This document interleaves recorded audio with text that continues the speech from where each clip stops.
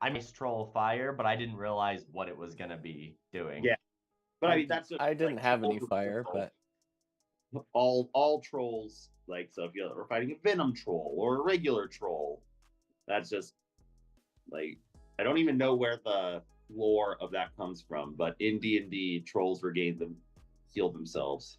Hmm. Sweet.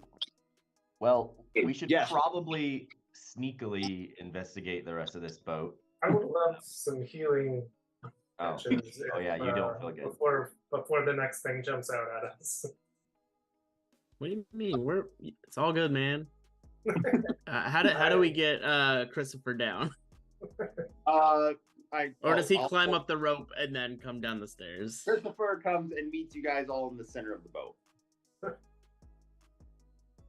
Okay. And this one, I actually have things that I can read about it.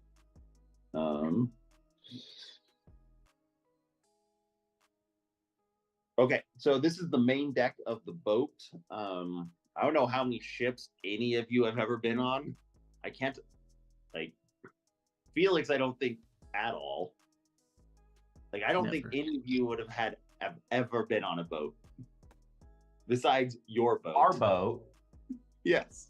In the middle of like landlocked places too. Yeah, boat in some lakes. Yes.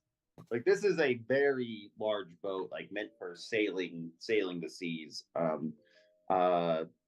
So this is what would be called the main deck. The wooden boards on this deck are cracked from frost. There's actually quite a bit more cracking because of the fireballs that went off. A large hole in the deck exposes part of the hold, which would be the bottom, to the sky. The planks around the hole are marred with deep grooves, as if heavy claws had dug into them. I think you know where the claws came from.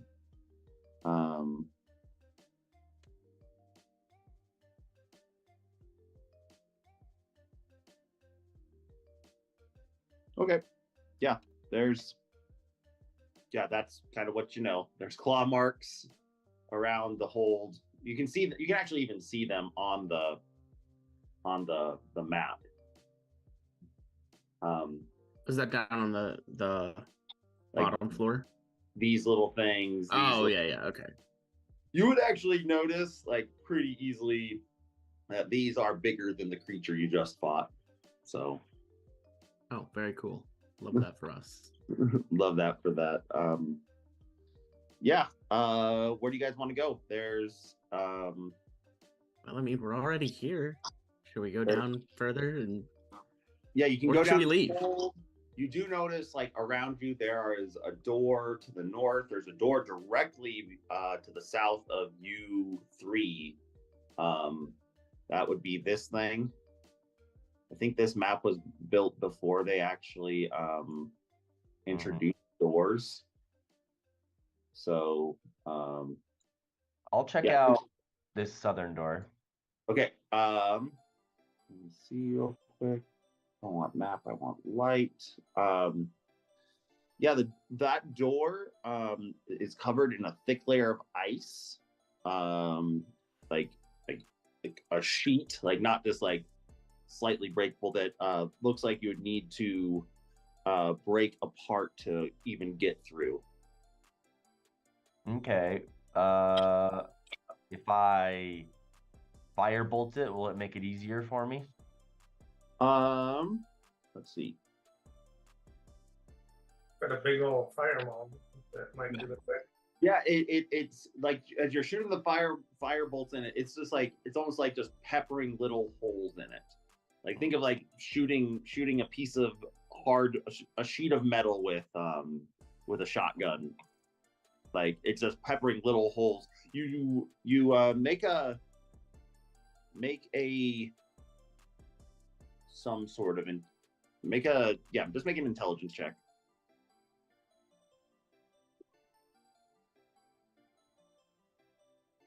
With a 10, you don't know how long you just know it's going to take a while to get through here. Like, but yeah, and even with a 10, you would know, what did they say? More hands makes for easier work. So there's that. Try taking a swing at it with my maul. Yeah, and we'll say because of the fire on that mall as well, it's going to do more. And you watch like cracks start going, but this ice is unnatural. You would think. You guys actually make as you hit it, Christopher, make a wisdom check.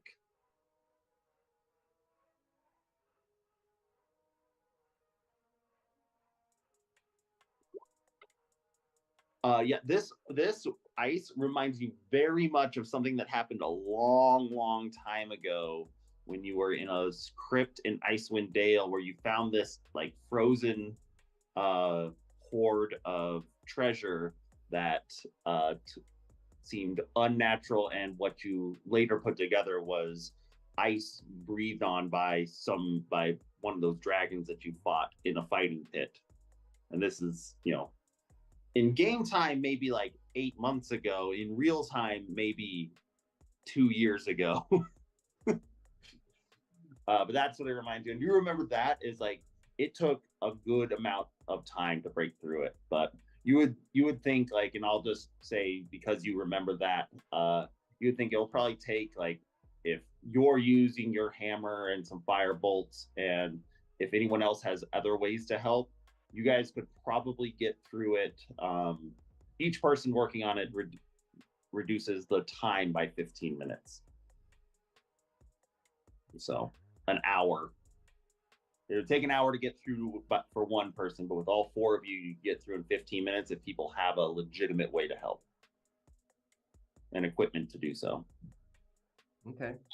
That doesn't seem unreasonable. Yeah, so Carrick has a way. Christopher definitely has a way. Let's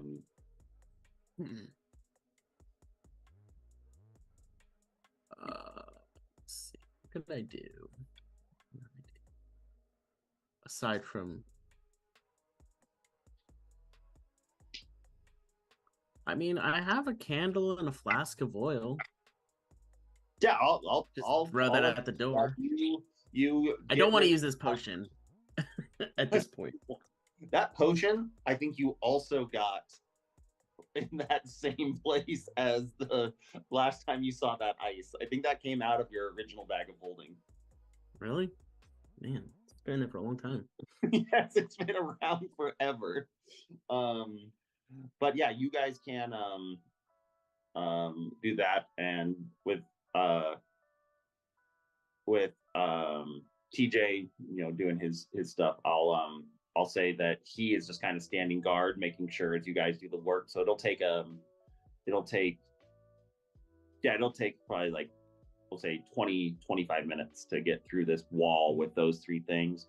Mark off your flask or your flask of oil and your candle. They are expended. But about don't worry, I still have 4 more candles. Perfect. Okay, for this case, I'm actually going to get rid of that wine. Can you guys see the? That's just a pain in the ass. I can't. There's no way for me to easily let you see the top deck, so you know what it looks like. But you all get through there. I'll delete this, and the door as you open it though is openable. Let me make sure. Yeah, so there's a door that it's like the door is almost kind of like, but still like give it a little shake because of the ice is on the hinges and that, but you're able to get through. You can move in if you want. Oh yeah, let's go. Oh, I see a chest. Okay. Yeah, so move through walls. Yes. Inside of the this would be the aft castle if you guys knew anything about boats. Is taken up by one spacious cabin. Frost covers every surface and furnishing. A human corpse is slumped against the port side wall, port being right side, I think.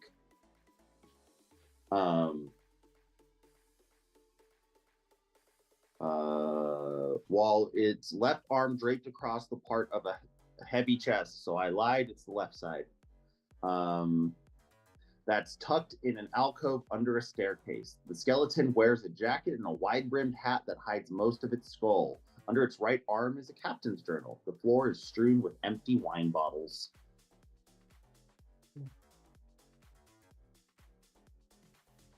Could I? I'd like to look at the. I'd like to see if I can figure out who this is using the book. Okay, yeah. Let's see. So as you go up to the captain, as you go up to it, make a actually as you're taking the book from it, the journal that you see, you do notice like on the hat that there's a very interesting badge that creates a symbol of a red eel wrapped around a golden trident.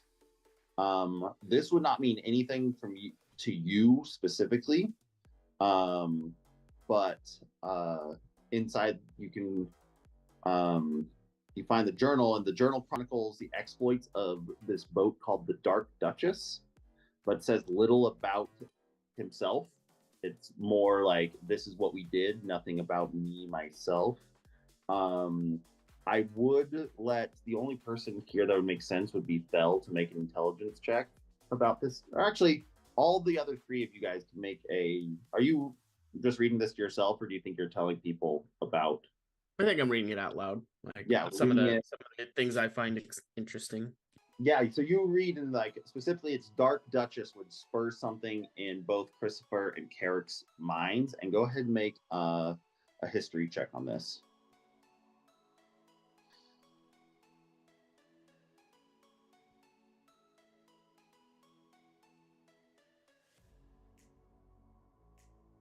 All of us? Christopher, you Oh no, that was from before. Oh. This is a history? Yeah. Right? All right. Yeah. All right. So since you got a natural 20, I'll give you both. I was going to have you ask which you wanted to care about. The first thing that you know is like when you look at the hat and get to know that like you see that symbol, what you know this as is the symbols of ship Souljack, a powerful faction in Luskin that engages in piracy. And that's Souljack? What? Yep. Ship Souljack, Suljak.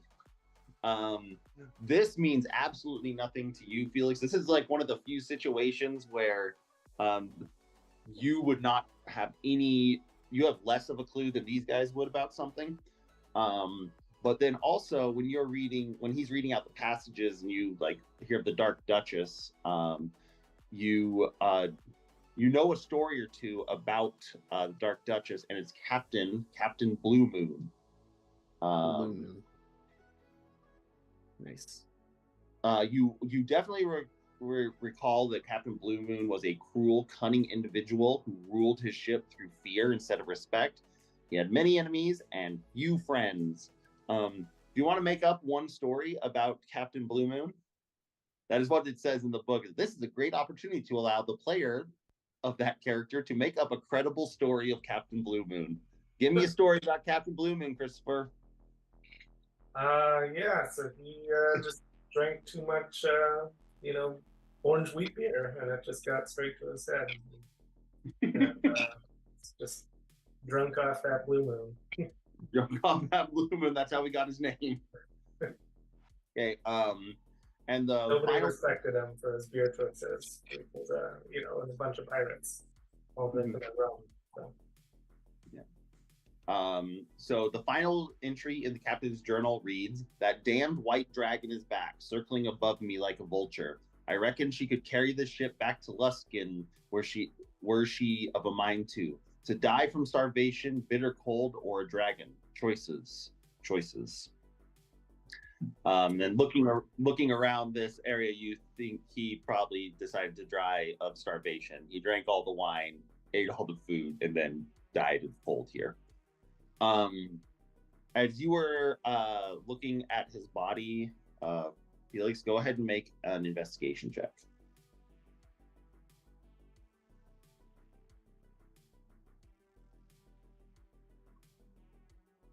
Yeah, 17. As you're kind of like, as you pull it, and it's like you have to like kind of crack the body because it's completely frozen.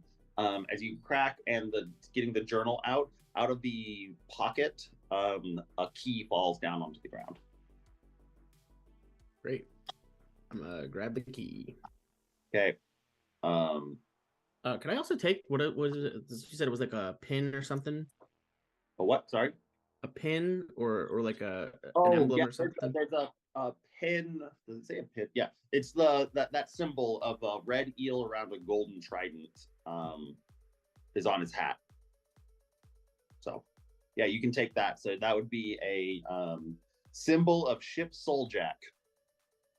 Okay. And that's just a faction, so maybe not. Yeah, that's just an faction. But yeah, you can have it. It's a cool little memento. Yeah, that's what I need. Yep. Exactly what you need. A symbol of a faction that doesn't exist in this dimension. Souvenir. Yeah. Cool. Can I see if I'd like to use the key on this chest. Yep. So what you do notice is very similar to the ice on the door. This chest is frozen over, not nearly as bad. You think like just taking out like your sword, it maybe like 10 minutes, you could file it down and then you're able to open it. At this point, I would like one person to roll a D100.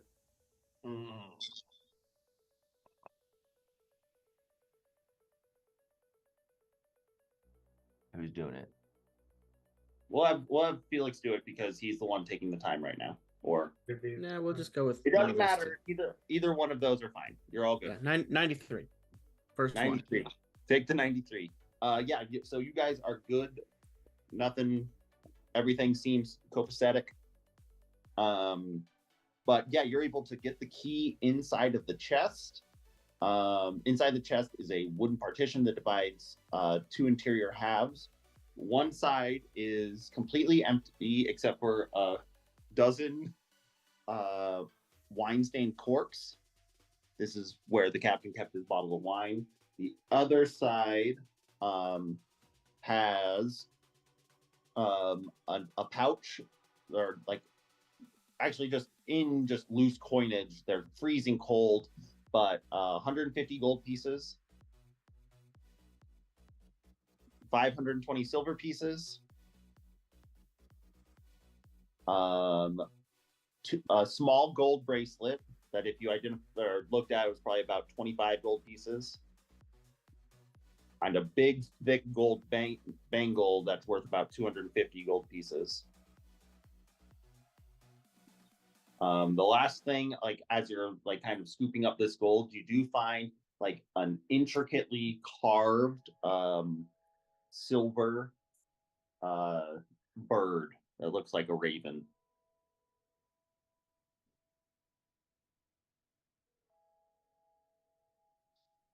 Speaking of, because the Ravens and Commanders are both playing on CBS today, I couldn't even watch the Ravens today if I wanted to. Really? Because your market is technically for CBS, the market is for some reason Washington. Very so frustrating. If it was on Fox, it would have been. Baltimore is closer. Yeah, by like 10 miles. That's funny. Cool. I will divvy this up and I'll put it in the chat. So, and that is everything in the chest. In interesting fashion, this thing was originally what was supposed to give the gray bag of tricks. But I didn't think I could give you a second gray bag of tricks.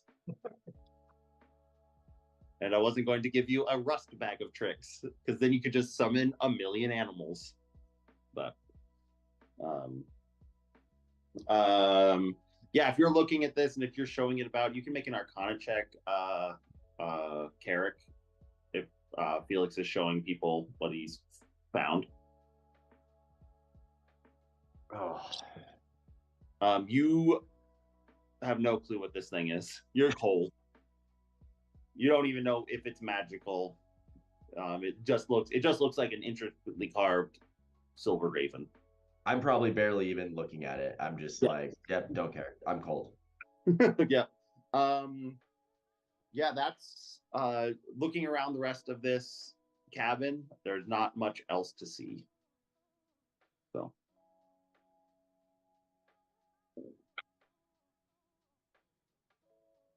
okay, where do you guys go from here?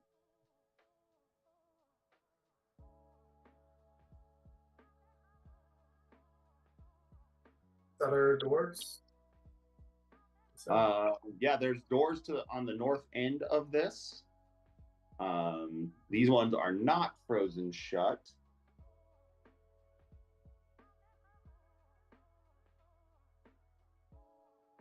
To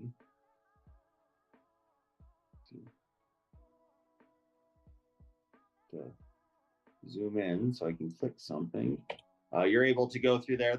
It looks like you come up to a hallway.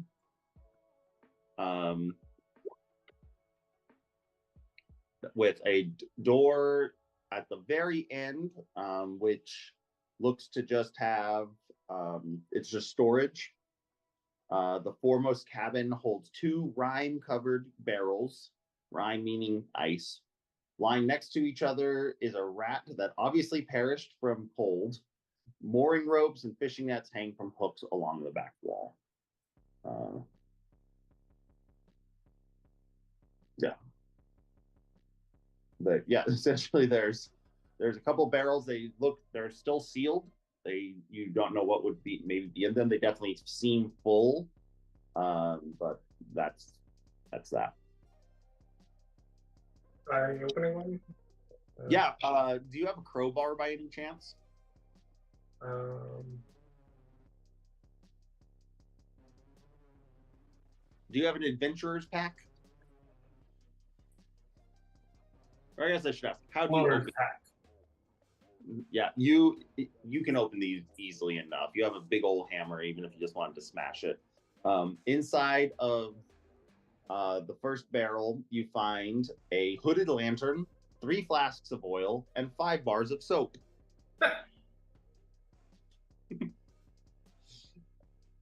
And then in the other one, you find 10 torches. So take them if you want them. Maybe give Felix a flask of oil so he gets one back. I'd give him a bar of soap too for messing up this wingman. That's funny. Yeah, so that's everything that's on that end of the boat. There are 3 doors along the edges, though.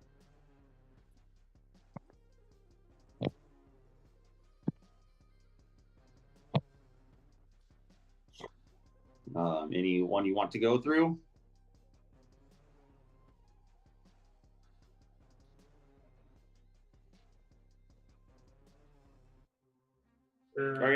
What is everyone doing? Christopher just charged ahead. Christopher still has his heels. Yeah, I'm following. Yeah.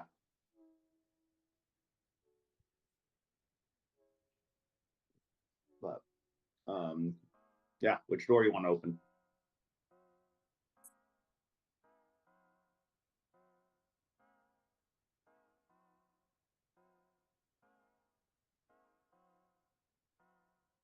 Christopher? Oh, sorry. The one on the right, my right. Okay, so immediately to the right of you. As you open up this door, a light breeze emerges from this room. Pieces of parchment and paper flutter on the floor. A large detailed map of the Sword Coast takes up most of one wall. Inside, you see about a 6-foot wide, 6-foot tall map of the Sword Coast hanging on the wall, and a map of, and then there's some cases on the floor as well. This looks like some sort of like navigation room or something like that. The Sword Coast being where you guys were originally from would be everything south of where you were from. It shows places like Neverwinter, Waterdeep, Luskin. It's a tiny little town called Vandalin. There we go. But in the current situation, probably not that useful. Do you want to spend more time in this room and search around, or are you just going to leave it be? No, I'm just gonna start kicking down doors. Yeah. Just one to the right, I guess. Okay. Inside of this room is a frost-covered bed in one corner under a wooden staircase. The rest of it is empty. There's a bed. Left one. And then finally the left one. This is in this narrow cabin. Shelves and containers are scattered on the floor amid piles of dirty bandages, small clusters of dried leaves, frozen to the floor in places. A disheveled, frost-covered bed is tucked in an alcove under a wooden staircase.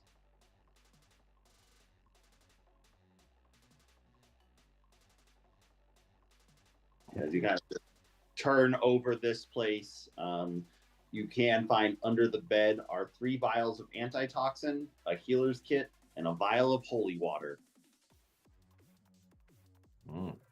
What's a healing kit? A healer's kit would allow you to. I don't. Let's look what a healer's kit does. Yeah. Healer's kit. Oh.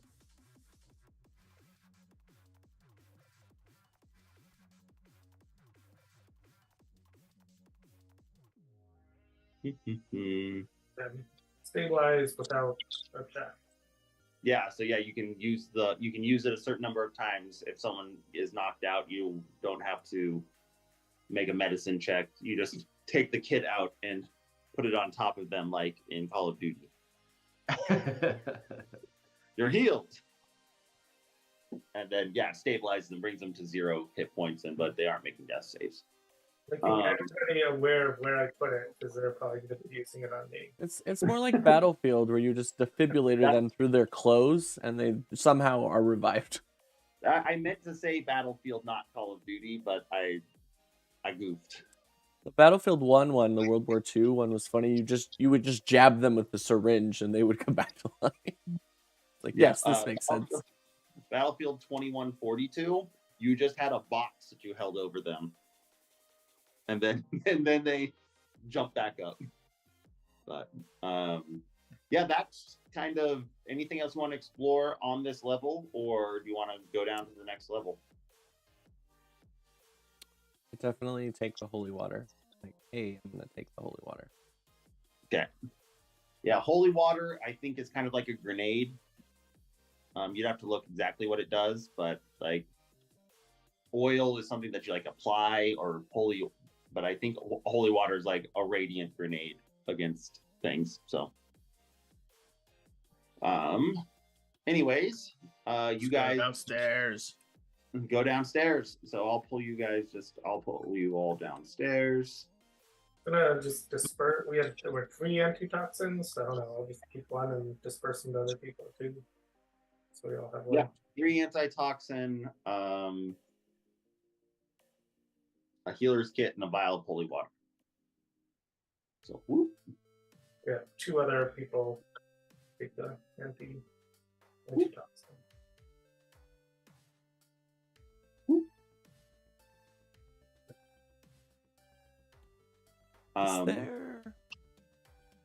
Garrick, you moved yourself as I was trying to grab you. Oh, sorry. When you put when you try to put stuff from the compendium in and you have your character sheet in a different window, is there a way to do it, or do you have to close it, make it pop up? I don't think there is a way to do it. Fix your shit. But all of those items, if you just type in, because they aren't going to add any action that you can do with them, so okay, just as easy to. So you guys get down to the bottom, and Christopher, you've seen this place In fact, the corner that you guys all come down into is completely charred and kind of this like hammock is completely busted that you're next to, as it looks like a fireball went off in here. But inside the troll, you're in the ship's hull contains heaps of snow and 4 tied down jolly boats covered with rime. Oh, these are jolly boats. The fuck is a jolly boat? I don't know. Looks like a lifeboats. They certainly look like hammocks, so maybe they're hammocks. Is this like a pile of something? Hold the phone. I need to look up what a jolly boat is. Yeah, as I got close, zoomed in more, there's definitely are hammocks. I don't know what the fuck they're talking about. Nope, a jolly boat was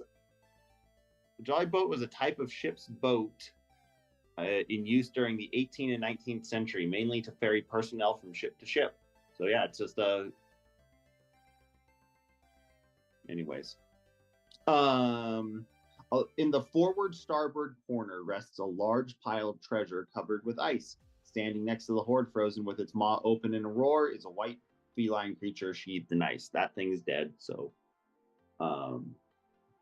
yeah, this is a giant pile of treasure covered in ice. And now the other two of you also remember this is exactly like what you ran into underneath in those catacombs months ago. There's layers and layers of ice. In fact, some of it there's probably like, if you like picked around, probably like 25 gold pieces that are just scattered around after like that fireball went off and burnt off maybe just a quarter of this. But comparing this, like, so think of it like 10 feet tall, like the hold is about 10 feet tall up, but the pile is much lower, and the amount of ice around it is astounding. Like, think about how long it took to go through that ice above. This is going to take much more time, even with all of you helping. This got like, that other thing had a small layer. This is coated in this magical ice. You do notice a door to the south, and listening a little bit, you hear some noises coming from that end, and that's it. Yeah, there's doors to the north and south. However, the one to the south seems to have a little bit of noise coming out of it.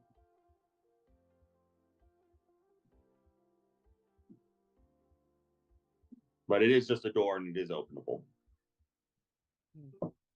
Play my pipes of haunting into the door, just to freak out whatever's in there to start. Okay, yeah, you put like the pipes underneath the bottom of the door, and go ahead. And what does that remind me? I don't know. What's it? Which door are you at? Are you at the top or the bottom here? The bottom one. Okay. I'm at the top door. Yeah, do you want to open the top door to look in, or are you just okay? I'll open it while you put up whatever the pipes of what I need to do for the pipes of haunting. Oh, the bagpipes. The bagpipes of haunting, even though they're supposed to just be regular pipes, they are flavored. DC 15 wisdom. Okay, I have to imagine. Oh, one of them. Two of them. Okay. Wow. You hear two very distinct like screams from in there, and then a couple other things are, and that's what happens. While you're doing that, and like first you like had to get your pipes and tune them and do that. Felix, you open this door, and what you see in front of you is what on a boat would be known as a galley.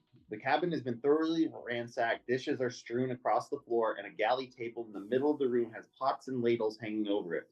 Tied to a low cupboard against the starboard wall is a thin goat. It lifts its head and bleats at you, shuffling towards you until its rope grows taut, stopping its advance.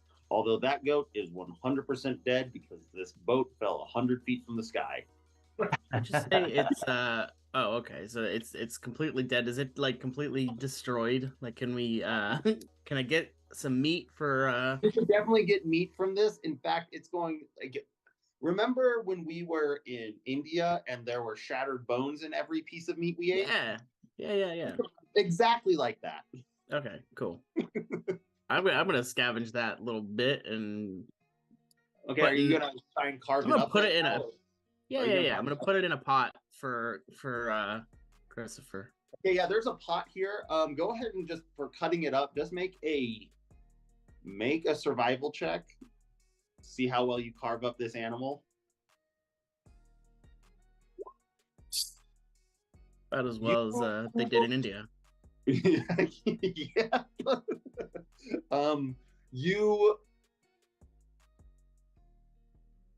I don't even know what a 4 gets you. You just chop off its head and then just stuff it in. Felix is not a cook. He thinks that the head is probably the best. He's like, I will just say from this, you could have probably gotten about like 7-8 pounds of meat out of this. You only have about 1 pound of goat meat, and it is rough ass goat meat. So you can put a pound of goat meat into your inventory. Yeah, there's like, before we resolve down below, there is one more door on the other side of that goat. Maybe does anyone want to investigate that while Felix is butchering this goat? Sure. Well, no, you're down. You would still be down at the other Okay. floor. So Carrick yourself can investigate the other, the door all the way to the north. But I was over there, so I'll investigate. okay, perfect. Can I delete that? Inside the very end of this is the rum storage. With no rum.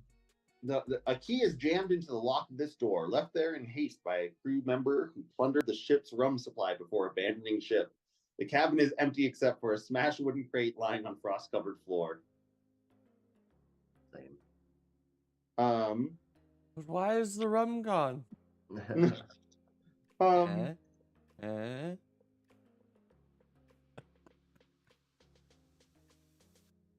Okay, you could investigate this, but this would mean literally nothing to you.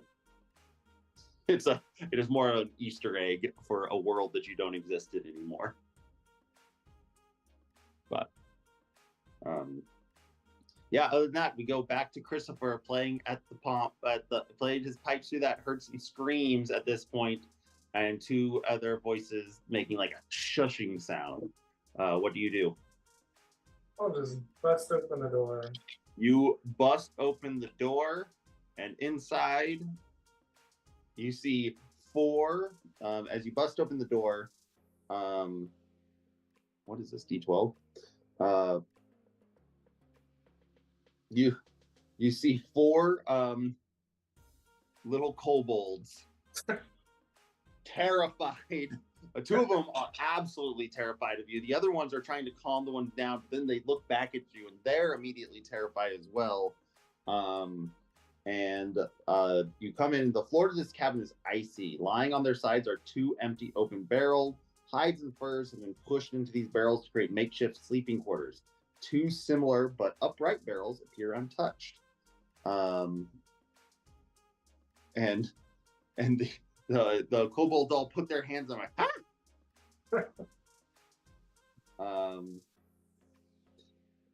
they had javelins in their hands, but because of your pipes and all that, they had just already dropped them, and they are just all hands up and like, oh, please.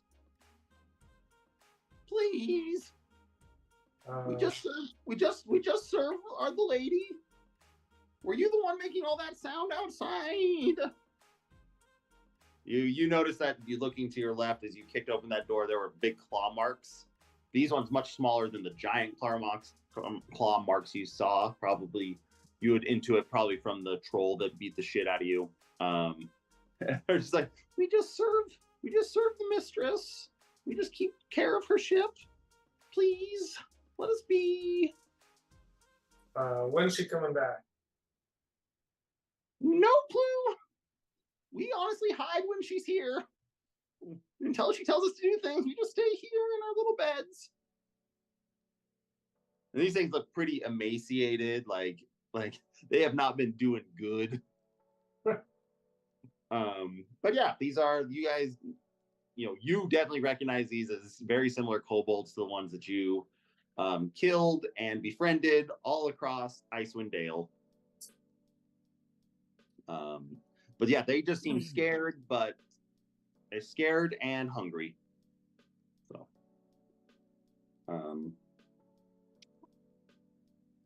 yeah, you can choose what you want to do with them. The only thing after now you guys explore this, there is the giant treasure trove underneath ice. So.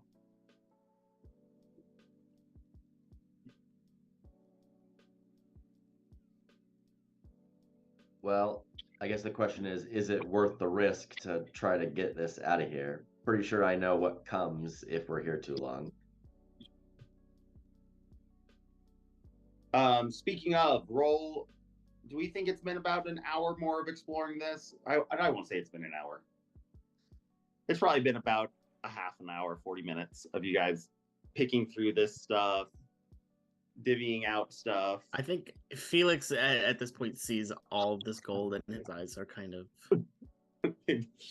I don't think he really fully appreciates, even though he was very wary about coming here in the first place. He does not appreciate what could happen. Oh, shit. Uh-oh. Yeah, so I would say that Christopher, you're down there talking with the kobolds, but the rest of you guys can make a plan about the treasure or however you want. Whether it's just leave it here for a while or...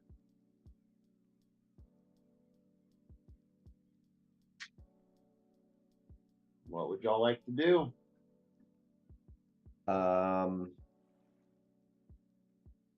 So I would know at this point that this dragon is coming back, right? That's a pretty obvious assumption. Make an intelligence check, and I can give you a little bit more information just because you might have forgotten from last time.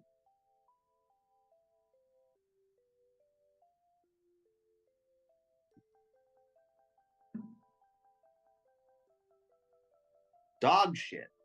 Dog shit. You think what you think and what you remember about Arvicharis, is that what we said this thing's name is? Something like that. Arrivederci.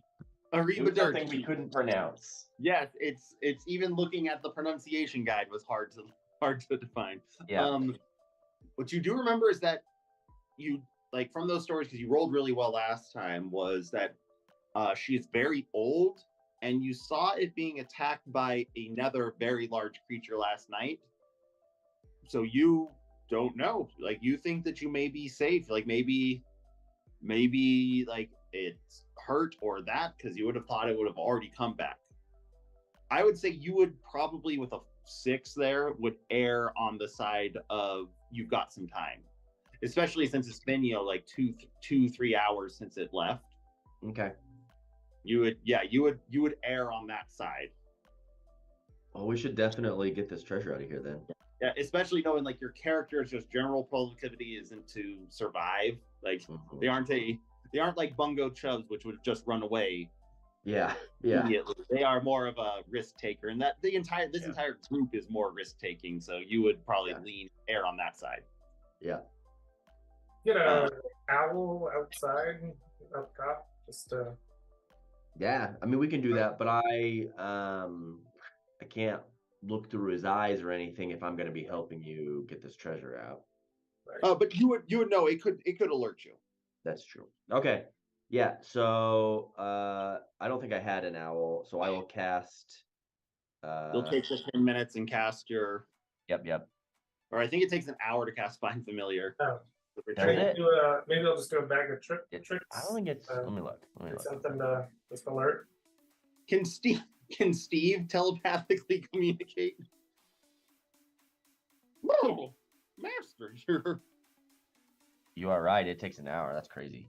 Yeah, if you're casting it as a ritual, it'll take an hour. I'll do a bag of tricks just to sit out and just make Okay, roll something. Roll something, and you can tell it to when it sees something jump down the hole.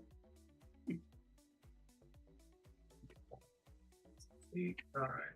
100%. It's gonna be a weasel. No. You got a dire wolf. All right. All right. You have a wolf sitting on top, watching. Yeah. Do you do anything with these kobolds? Anyone? Yeah, we Because put they're them to work. They're just terrified. They're just hiding. You just put them to work. Digging out this gold. Okay. Do you have tools?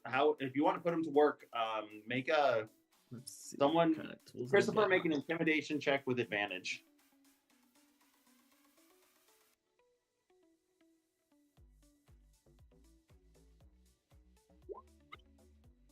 Yeah, with the 17, these things will immediately start going to work. They know that they will die if they don't. What are you going to give them to do this work? I have a crowbar, hammer. Yeah, that's 2. That'll work for 2 of them. I have multiple crowbars. I don't know why. I don't think you have multiple crowbars. That are in my pack is multiple. I don't know why. I have it twice, so I'm going to get rid of one of them. Yeah. You might mechanically have 2, but logistically that makes no sense. Correct.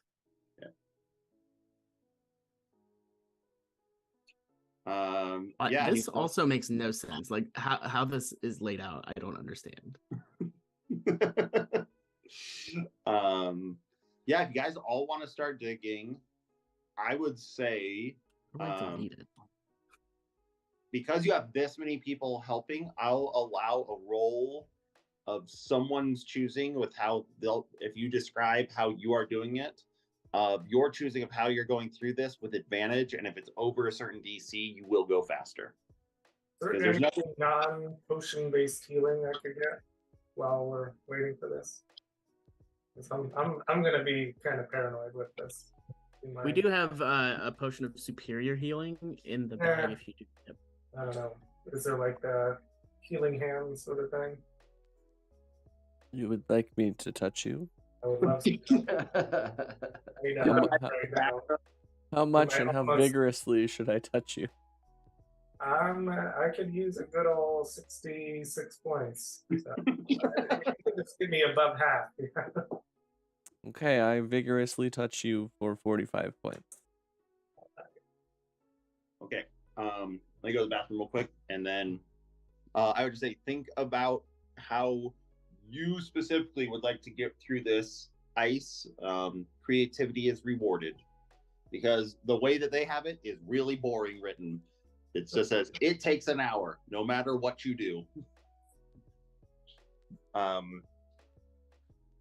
But before that, as you guys first start chipping away, someone roll a D100.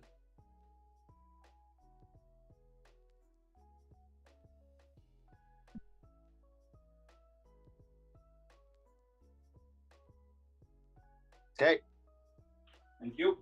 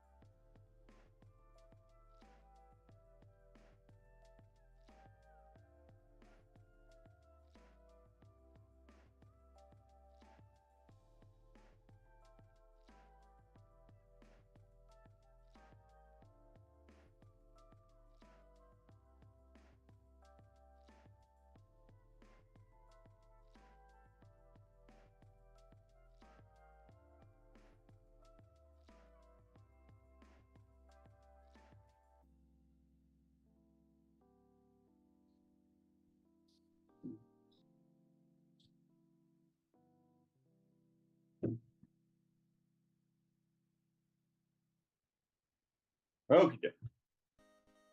How are you guys getting through this ice?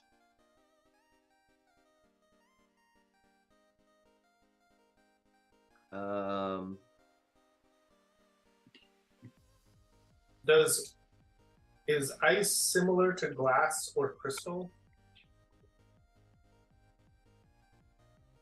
I have a reckless idea. I have the horn of blasting. I was wondering, might not be the best idea because it can be heard 600 feet away. Okay. I will say that would definitely like essentially like that blasting would make like crack up the outside of the ice and allow for easier digging. I think it would definitely, especially since it's using a resource, would give you yeah, it would do it. But yeah, that's the risk. It can be heard 600 feet away. I don't know. I feel like playing Fireball might just be the safer bet. Let's see, 1 second. What if we all peed on it? Would that be warm enough to... Well, before we pee on it, does someone have the ability to like make a fire? Yeah, definitely. Like not a huge fireball. Yeah. Because what I would like to do is use the alchemy jug to boil some water to pour on it. Okay. Do we see these things? Yeah, these guys are all here holding crowbars and little hammers to help you. Oh, those are kobolds. I thought we were being attacked. No. These are your kobold helpers. Okay. You guys have historically been either very nice or incredibly mean to kobolds. Oopsies. Whoops. Your god got mad at you for that one. Anyways, yeah, you could definitely boil some water. Yeah. I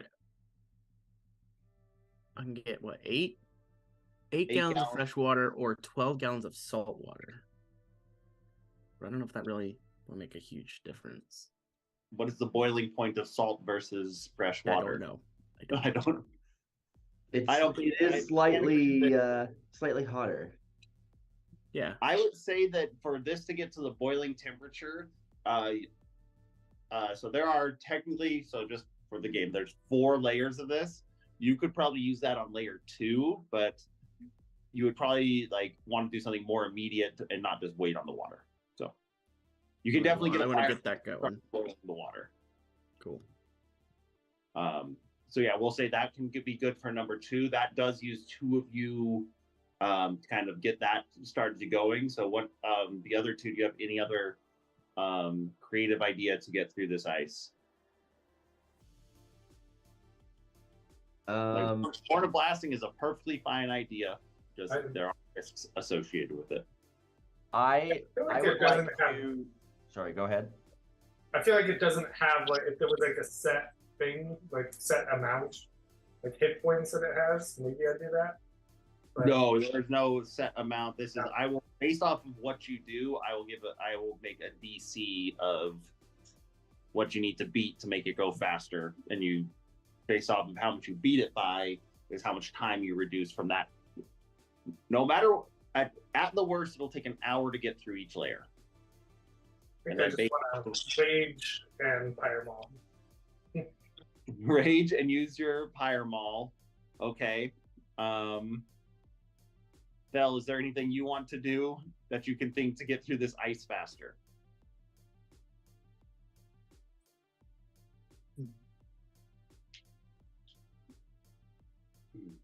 Not. I'm thinking I'm gonna drag some of these boats are made of wood, right? Yeah. I'd like to kind of drag the boats kind of around the back half of it and light them on fire. Okay, we'll say you're doing that, and that is how you're boiling the water as well. For this one, though, we'll say the major thing is Christopher and his kobold companions are going to just go to town on it. So, Christopher, please roll a. We'll say for this, roll a straight or strength check with advantage. Yeah, I think rage advantage. Cool. Yeah, well, you don't even have to rage. You get advantage because the kobolds are helping. Okay. So you don't have to use a rage. Okay, the DC for this was 21. Instead of it taking an hour, or the DC of this was 20, you got a 21. Instead of this taking an hour, it takes about a half an hour that you start getting to like the top level of this this stack of treasure. Start flying out. You find, and the kobolds are like picking it up and like putting it into another pile next to you. You find 100 gold pieces, 300 silver pieces, 600 copper pieces, and 2 pearls worth 100 gold each. That's kind of as you're getting into that first set of like just the tip of the, like this gets off like that big chunk off the top, and it's just like gold is starting to like splutter out. We're just splitting this up as we go along. Yeah, I will calculate. Okay, we are now at part 2. Since you guys have already kind of prepared for part 2 with the water and the boats on fire in the back, I will say either, what bonus would you give? I'd say either Carrick or Felix can give an intelligence check with advantage, since you guys were kind of helping each other out with this whole plan for the second layer.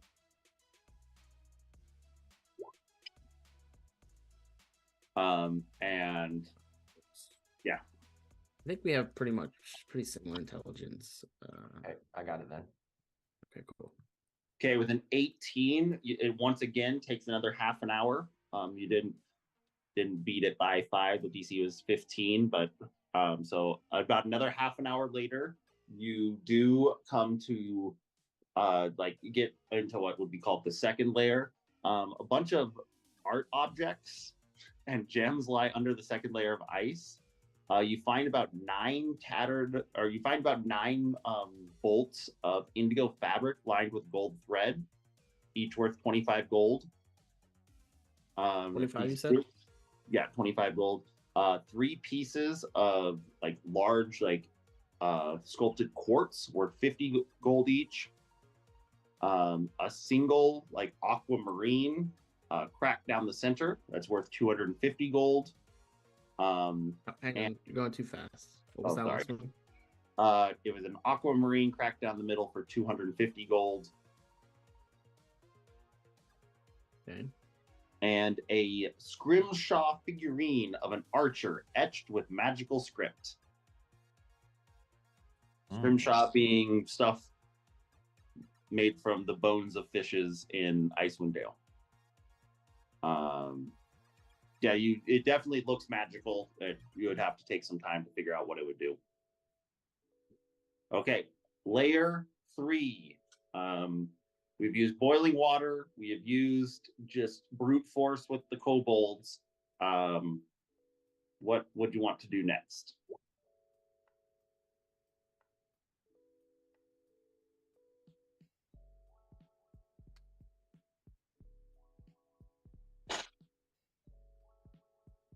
And anyone can come up with anything. I mean, I could punch a bit with my gloves. Yeah, I would say that if you expend the enlarge ability of your gloves, that would probably do something, especially because the gloves, inanimate objects, it's very strong against. So, yeah, what the heck? you can. Yeah, if you expend that, then I would give you that would lower the DC to 15, and but before that happens, someone roll a d100.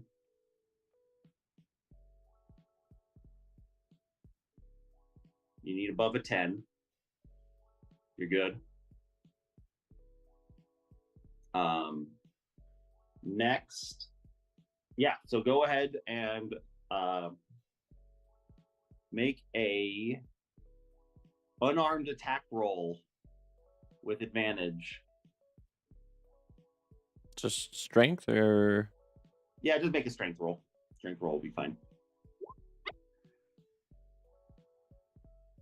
15 just barely meets the DC, so it does take a half an hour as opposed to an hour for you guys to chip through this this third layer. And as Bell is 12 feet tall, by the way, at this point. Like, he's having to I'm just like crouched down, just punching probably with like one hand. Essentially Wreck-It Ralphing it, like when Wreck-It Ralph is making the trail for Vanellope through the Coca-Cola volcano, is doing that, and things just keep chipping out. This time, about 250 gold pieces fly out. A 1 foot tall marble statue of a griffin with gold inlay, worth probably about 250 gold, pops out. A black pearl worth 500 gold pops out. And a peridot carved leaf worth about 300 gold pops out.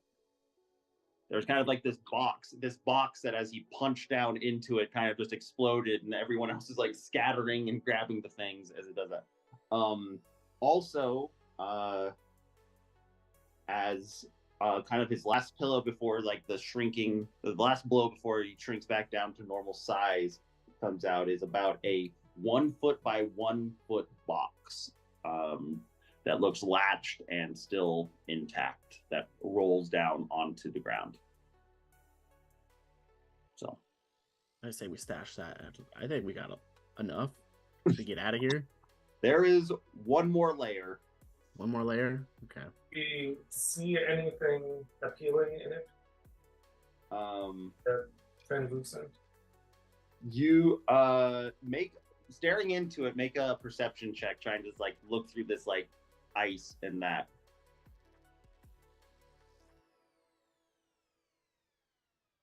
You see for sure like a 3 foot bowl that's shimmering, and what looks like maybe some armor or some sort of larger objects down at the bottom. Oh man. Yeah. So, anything y'all want to do?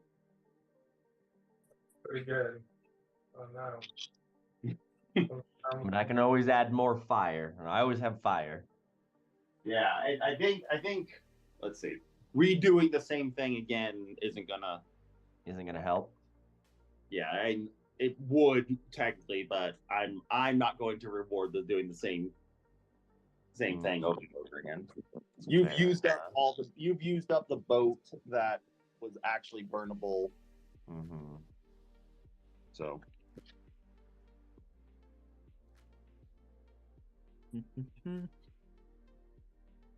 All right. Sprinkle around some of my musket powder. I don't know. Yeah, how much musket powder do you have left? I don't even know how. Where is that? I think we said that you bought like 20 pouches or something like that. I can't remember what we said.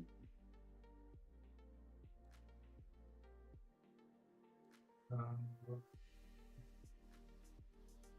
think I would like to, if y'all are cool with this, I am going to take the potion of fire giant strength and taking a page out of what Thel did and do the same sort of thing.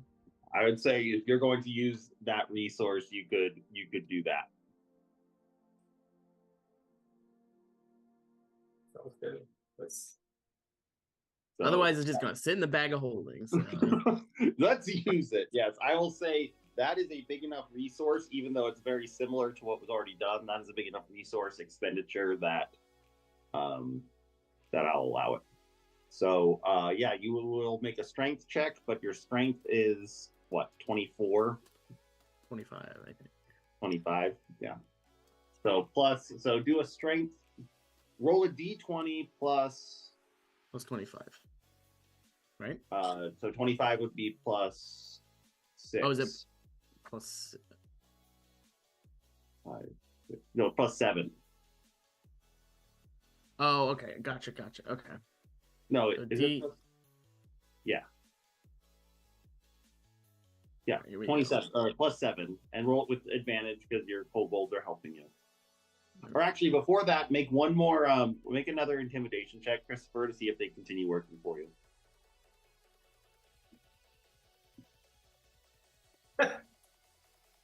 They skitter back because now that you're getting to the bottom of the pile of gold, they're like, "Ah, shit, we're gonna get fucked by this dragon if we continue helping them." So they skitter back and start hiding and like close and lock the door. Okay, well I got a 20 on one of them. Well, yeah, you got a natural 20 on the first one plus 7, 27. You take this, and whether it's all of the damage you've done to it before or that, you just take one punch down with your tiny like 5'6" frame, and it just like erupts. It takes, I think as I do that, as I come up, I'm like, is this how it always feels for you guys? This is what it feels like to be strong. It erupts over there. So even though this takes really quick, it takes about 15 minutes for you guys to collect what flies around from all of here. But from that, you find this 3-foot bowl that ended up in like one of these hammocks, just like swinging in it. So it took a little bit to find. It is a 3-foot diameter ceremonial bronze bowl inlaid with carnelians, worth 1,000 gold.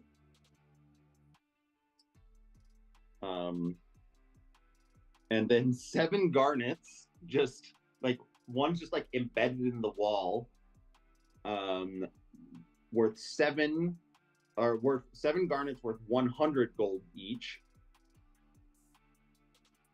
Then on the bottom, there's almost like this like decrepit skeleton that is wearing a belt and a breastplate at the very bottom that's kind of still laying there. The belt, like it looks like a dwarven statured human wearing a breastplate and a belt.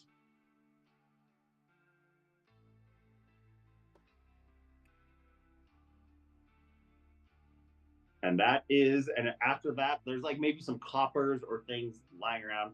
Like there's negligible treasure looking around everywhere else. So, would you have scraped this thing clean?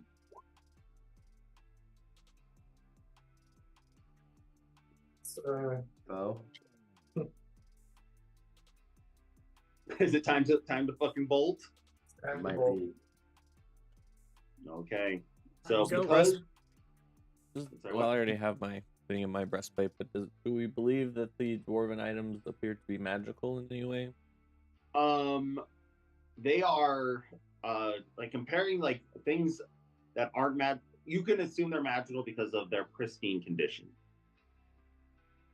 Maybe the breastplate itself might not be magical, but there's something special about it. It seems in better condition than it should be for its condition. The belt itself is without a like super pristine and has a weird like logo, or like it looks very nice it's kind of that hard thing where if I tell you an item, then say how many gold pieces it's worth, you know that it's just money, and then if I don't give a gold piece amount, you just like, oh, that's probably magical. So if you want to be meta about it, very easy. Yeah. What do you do next?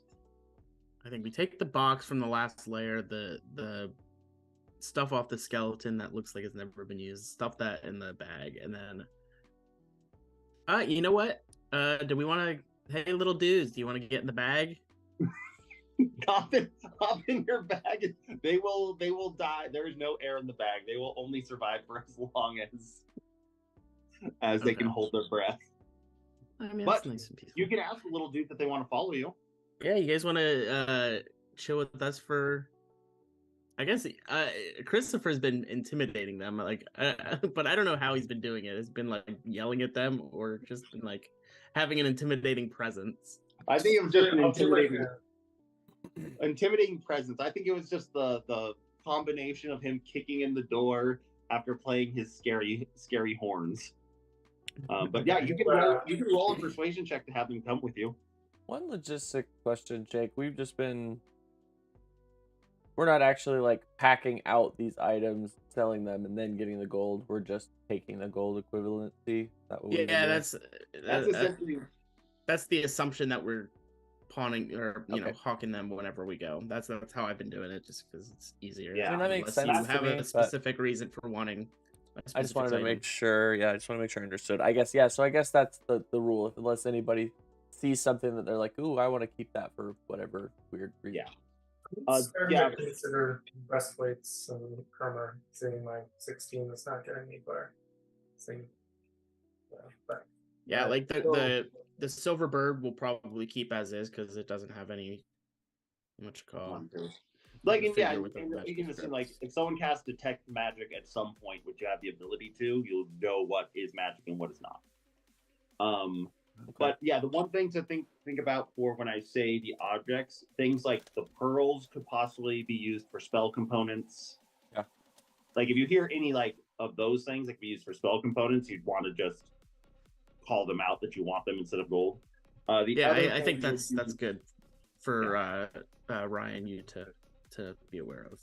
But if you ever hear that, just let me know, and when I'm doing the calculation, I'll remove that. Yeah, and the other thing, like for something like that ceremonial bowl, it is worth a base of 1,000.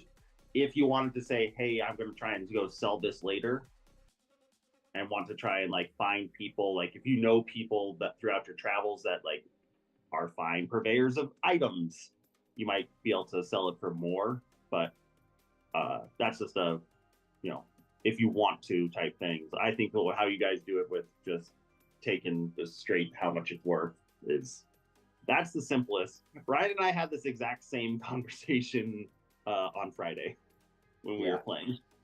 And so then I guess we put where's the bag of gold? Here we go.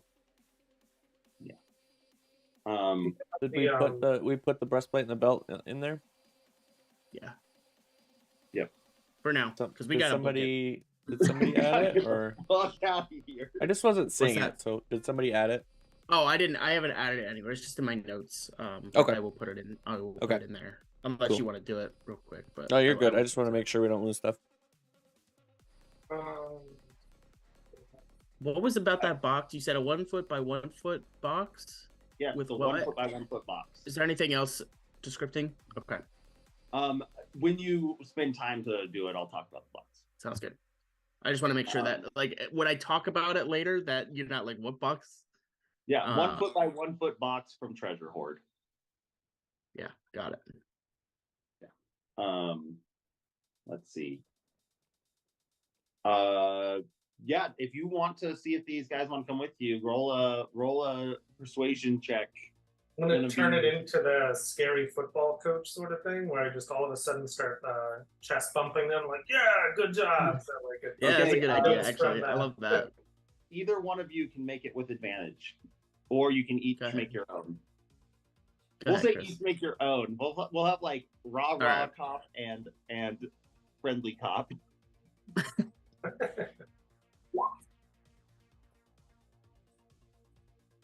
Okay. No, you chest bump the first one and knock it over, and they're like, no. No. That was like, what was that last make some noise? Good cop, dad cop. Yeah. With a 14, I'll say one of them chooses to bolt on a 14. The other 3 are just like,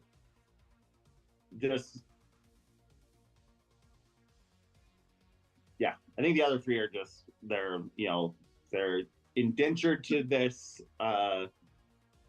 person or to this dragon, and yeah. Yeah, we'll just take you wherever you know, our next spot. We'll let you go. Like you are not under any circumstances our slaves. Thanks for helping us. Very helpful. And one of them goes, "Yeah, this kid fucking sucked. I'll come with you." And the other three seem relatively fine with the state that they're in. They serve a dragon, and kobolds worship dragons, so it's kind of more of like a zealotry thing versus that one of them's over it. It's fucking cold. It's miserable. They'll follow you until they find something better. Except for where you guys are going right like next, like the travel through this woods is not a safe place there's no safe place for this dude. And his 9 hit points. Okay. Okay, you guys bailing? Yes, please. Okay. Well, for that, we will say, nice job. You guys got out of here by the skin of your teeth without getting the dragon while you were working on it. We need to go to.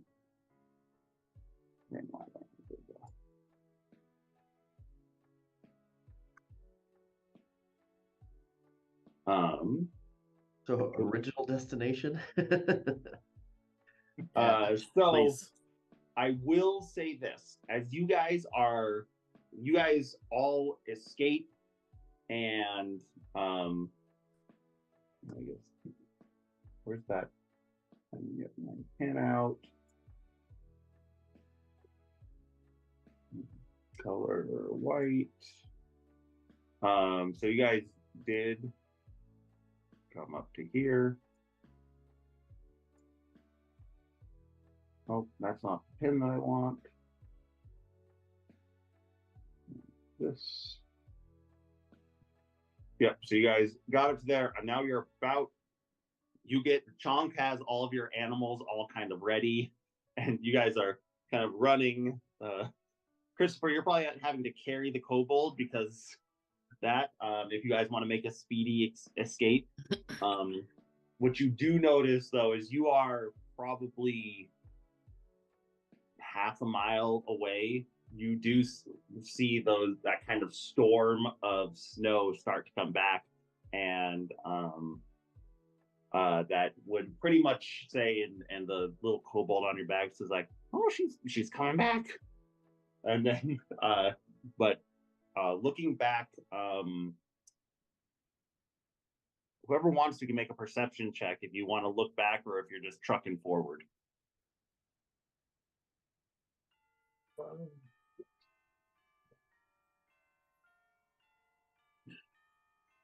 With one or anybody?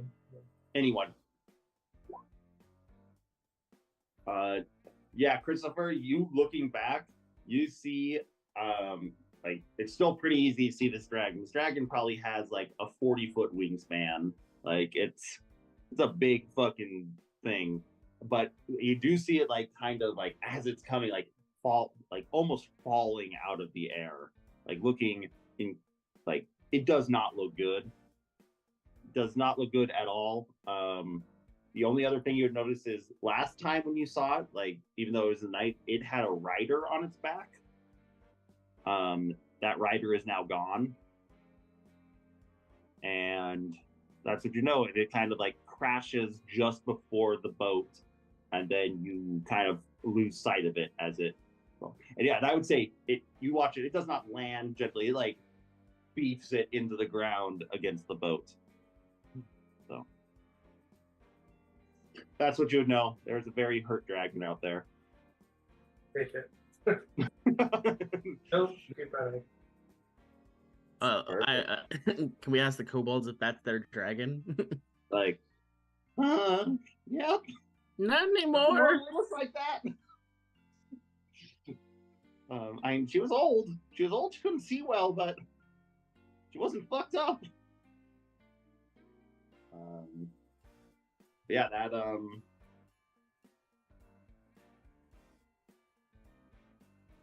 yeah, that ends your adventure into the Dark Duchess. And you guys just start heading straight west. I would say probably by investigating that and that, you get like right to where the trees start. Like you start getting to the weird ass trees. That up here it's not quite as like twisted and like because you're pretty far north even from where you came through last time. It's not quite as twisted. It's kind of like going no, it's just as twisted. It's just as shitty. It is that same like purple wood, gray wood, purple leaves, twisted like almost like jutting out in non-Euclidean angles.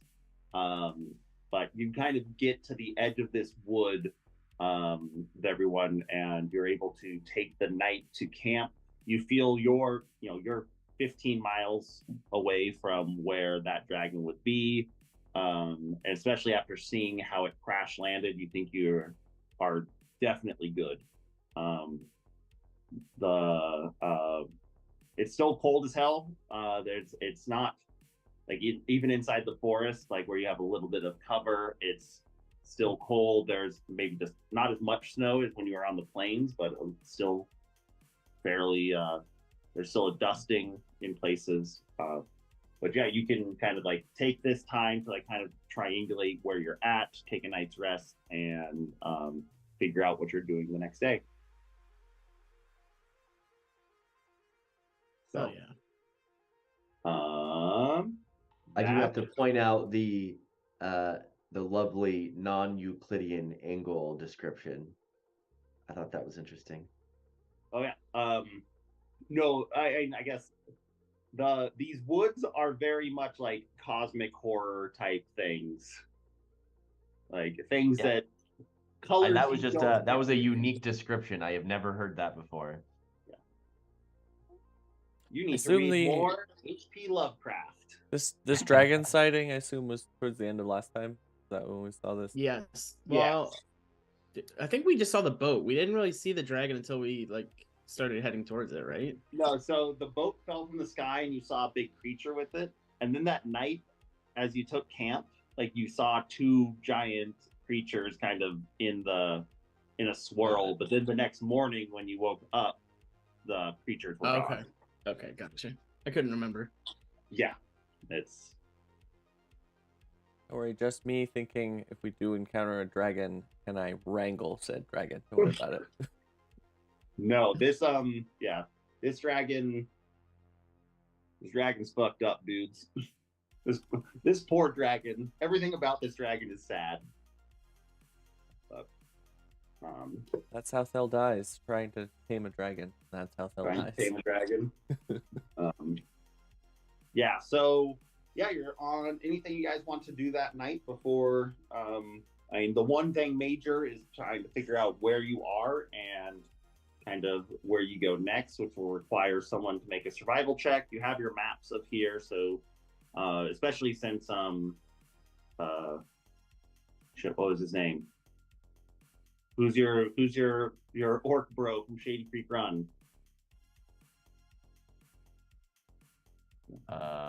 It's the J, right?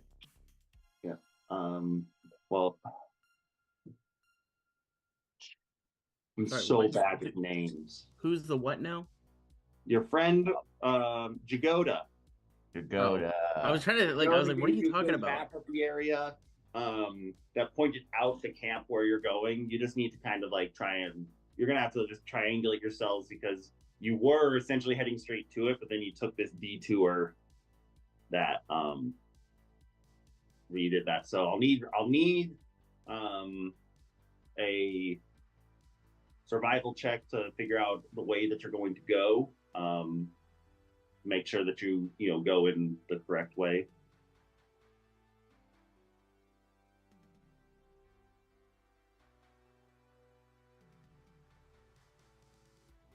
Yep, 20. You kind of like pick it out and say we need to essentially follow this straight line, however that works.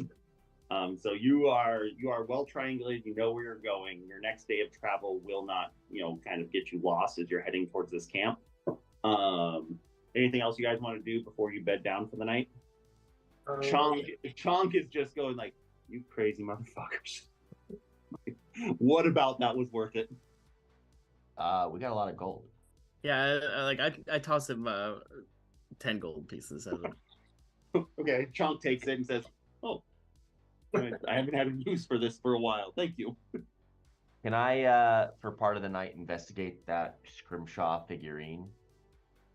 Yeah, you have the identify spell. I do. Pretty yeah, sure. that can be cast as a ritual, so you can spend however long that takes to identify whatever you want to identify. Yep, I do. Yeah, probably first if you cast your detect magic spell first and then start doing that, you do find that the Scrimshaw carving, the silver raven figurine, the adamantine or the breastplate, and the belt are all magical. You would also notice a small magical aura coming from inside of that 1 foot by 1 foot box. Do you have any extra spells to give me refill my stone? Oh yeah. Do you want the same thing? You want something else? You want a fireball? Fireball, yeah. Okay. Okay. But then if you spin, identify this box. Identifying the box, there's a magical aura coming from inside the box. From inside, okay. Very fine made box with intricate golden latch in the center, and then 2 buttons on the side that seem to also unlatch. So it's just a very well made. I'd like to open a box. Okay. Let's see. And see what the fuck happens to me.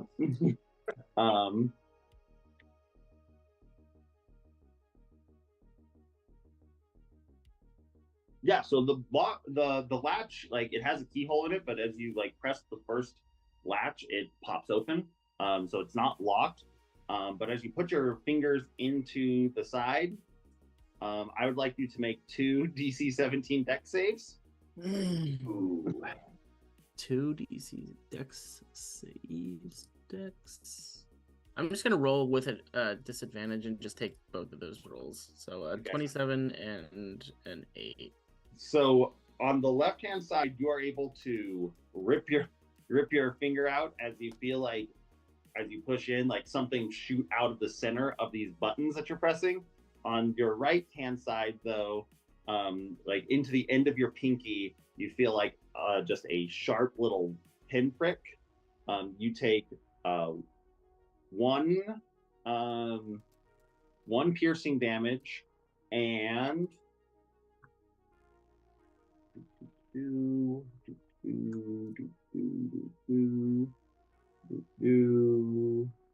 advanced roller. We want this many this kind.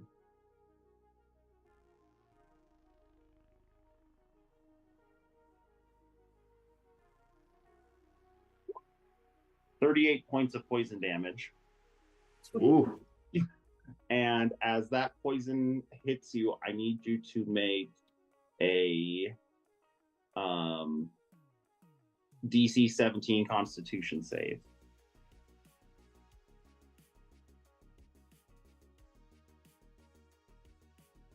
You said DC what? Just Constitution save. Constitution 16. 16. You just barely failed. Cool. So I need you to roll a D10. 7. Okay. So for the next 7 days. Nope. 32 days, you cannot feel your pinky finger. Cool. From here to here, there is no feeling. It's still movable, still workable, but you cannot feel it. Okay. Can I have given Christopher the goat head at this point? Oh yes, yes. We'll say the 1 pound of goat meat, specifically the head. I think I'm very excited to give this to you. It's like the kid that comes with their art piece that's bad. Yeah, exactly. I think you can make a great meal out of this, and I hold it out. Artistry. It's a good thing you only failed by 1, because otherwise you could have lost your finger. That would have been cool. You could have lied and told me that, and I would have believed you.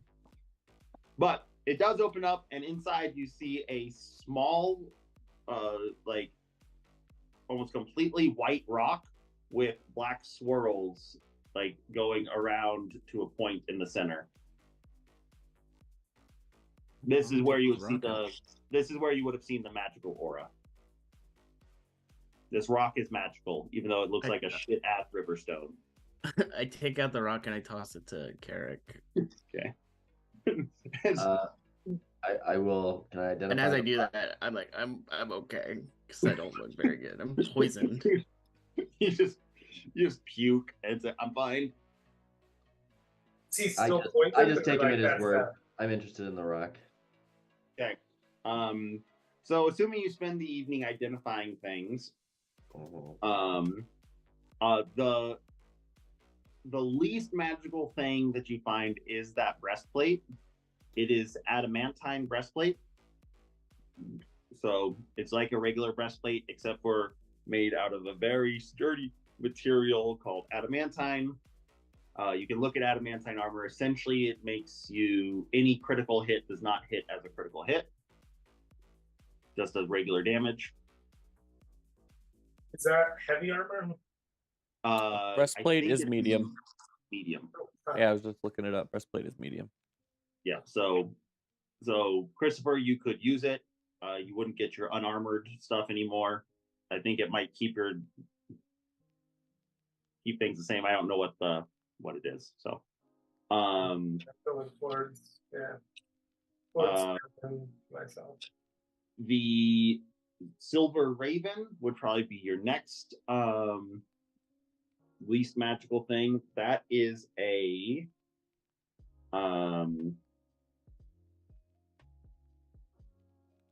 it's called Figurine of Power, Silver Raven. You can look up what that does. Figurine of what? Powered Silver Raven? They're called Figurine of Power here.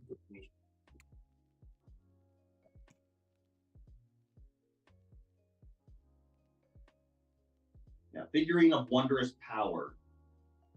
And this is specifically the Silver Raven. Got it. Okay. The silver statuette of a raven can become a raven for up to 12 hours. The figurine allows you to cast the animal messenger spell on it at will. Oh, look, it's like our bag of tricks, only it's a raven now, so we can have raven and owl kind of. And this one specifically, like, you can cast animal messenger, which would allow it to say, like, hey, go send a message to this, as long as it gets there within those 12 hours. It'll deliver that message in common to the person. Awesome. Okay. The next thing was the stone would be the next thing. This is identified as a stone of good luck. Or luck stone. The black stone? The stone with that. I think it's... Stone of good luck.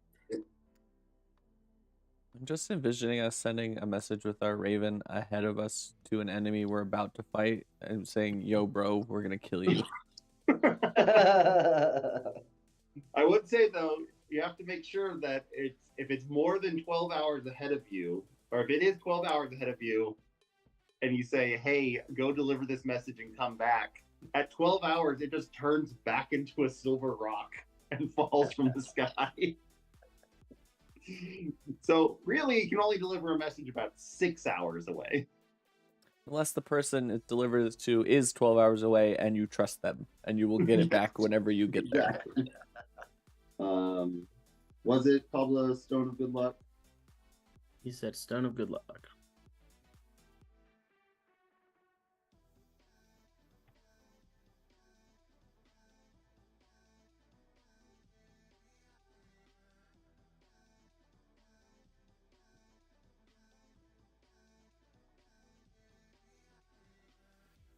So many stats. How do they decide? Like rare, very rare, rare, uncommon. Like is uncommon like the most rare? No, the most rare would be legendary. It goes legendary, okay.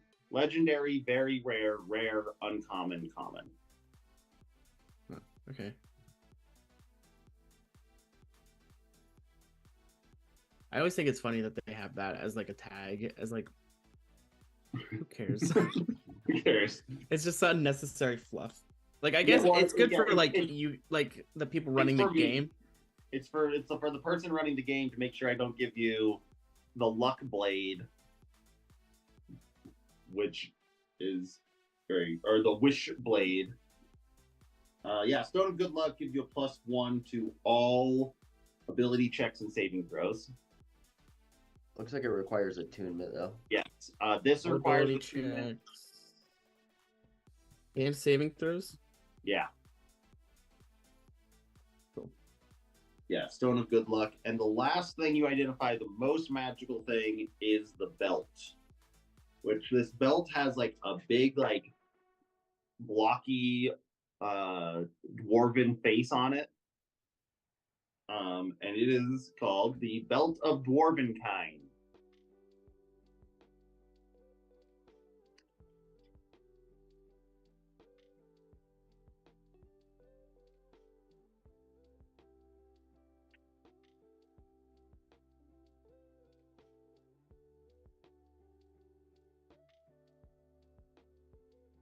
Yep.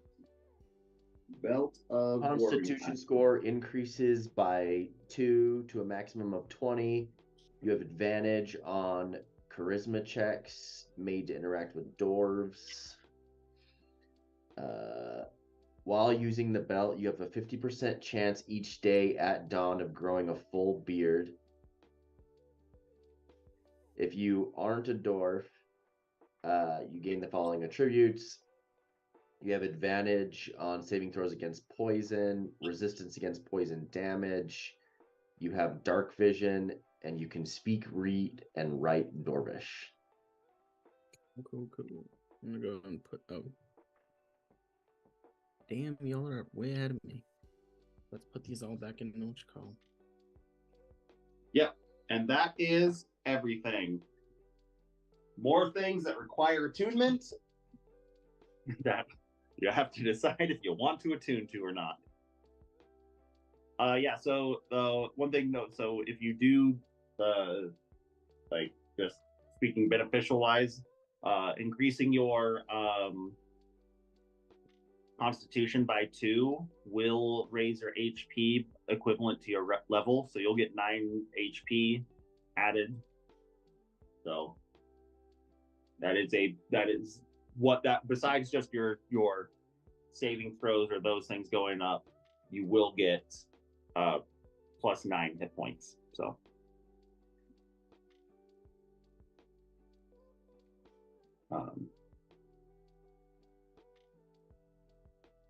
yeah, if you guys want to think on that for a second, maybe take a little break, get some food, and if you want to think if there's any of those new items you want to divvy out, and do that. Get a quick bite to eat. Cool.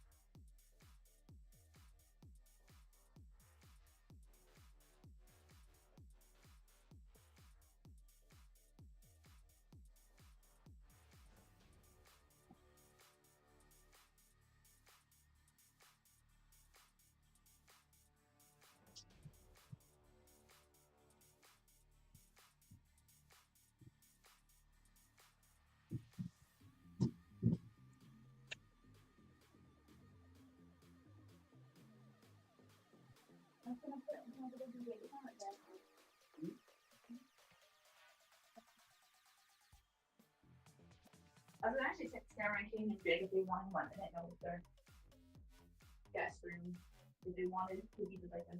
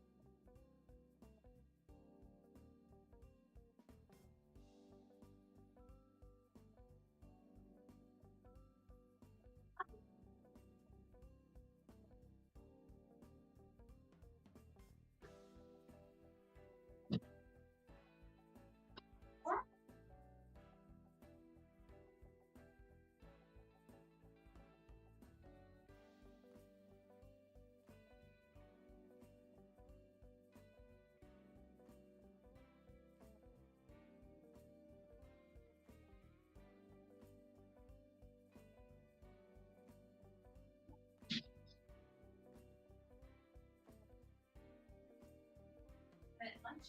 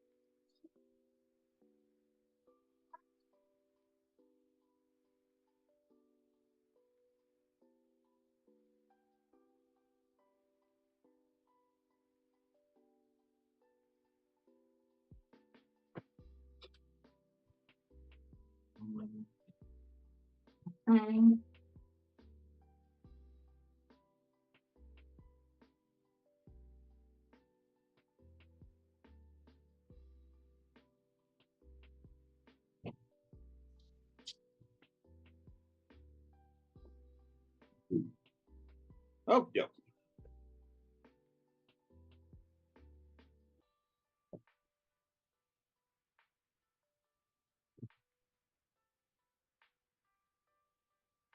And so, anything anyone's going to equip or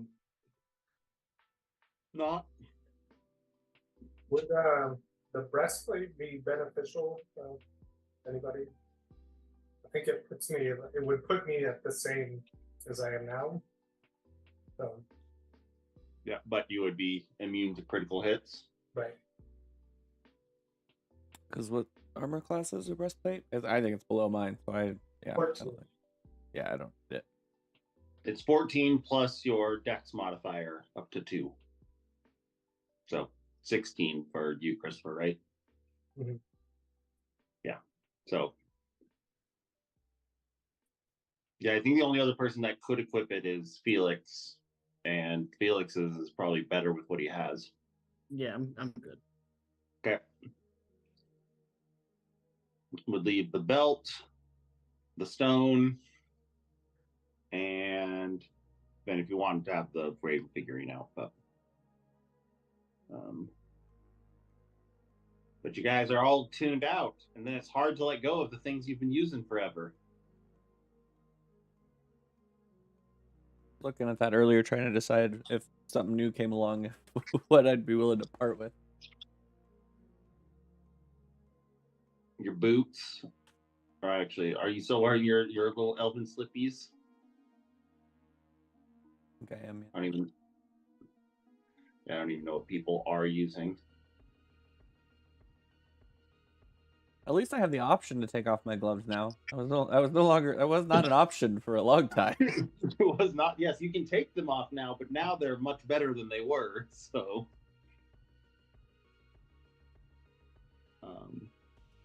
and I would say no one else can actually attune to those besides you. So Fair enough. you can't just pass those around. Oops, wrong document.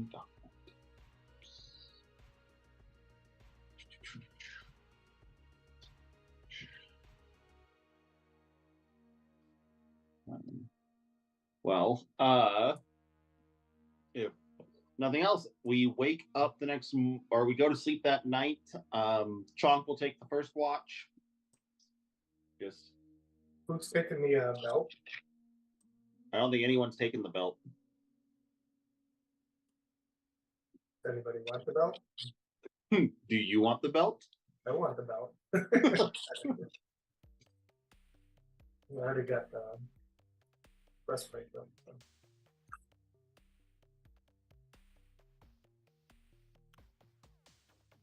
I think you're muted, Ryan. I was just gonna say, if clearly no one's really wanting these things, so if you want something, just take it. That would be pretty cool. I think that'll put me over 100 hit points.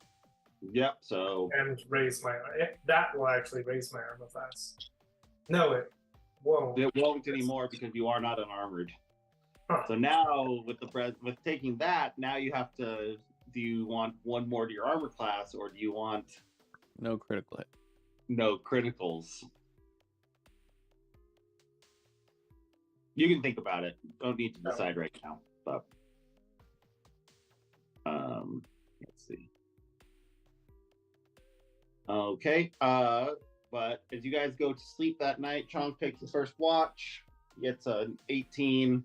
Nothing happens during the first watch of the night. Carrick, you do need to roll a d20. I got my earmuffs on. What? I have my earmuffs on. Sleep with your earmuffs on always. Mm-hmm. 5 or lower, and something happens.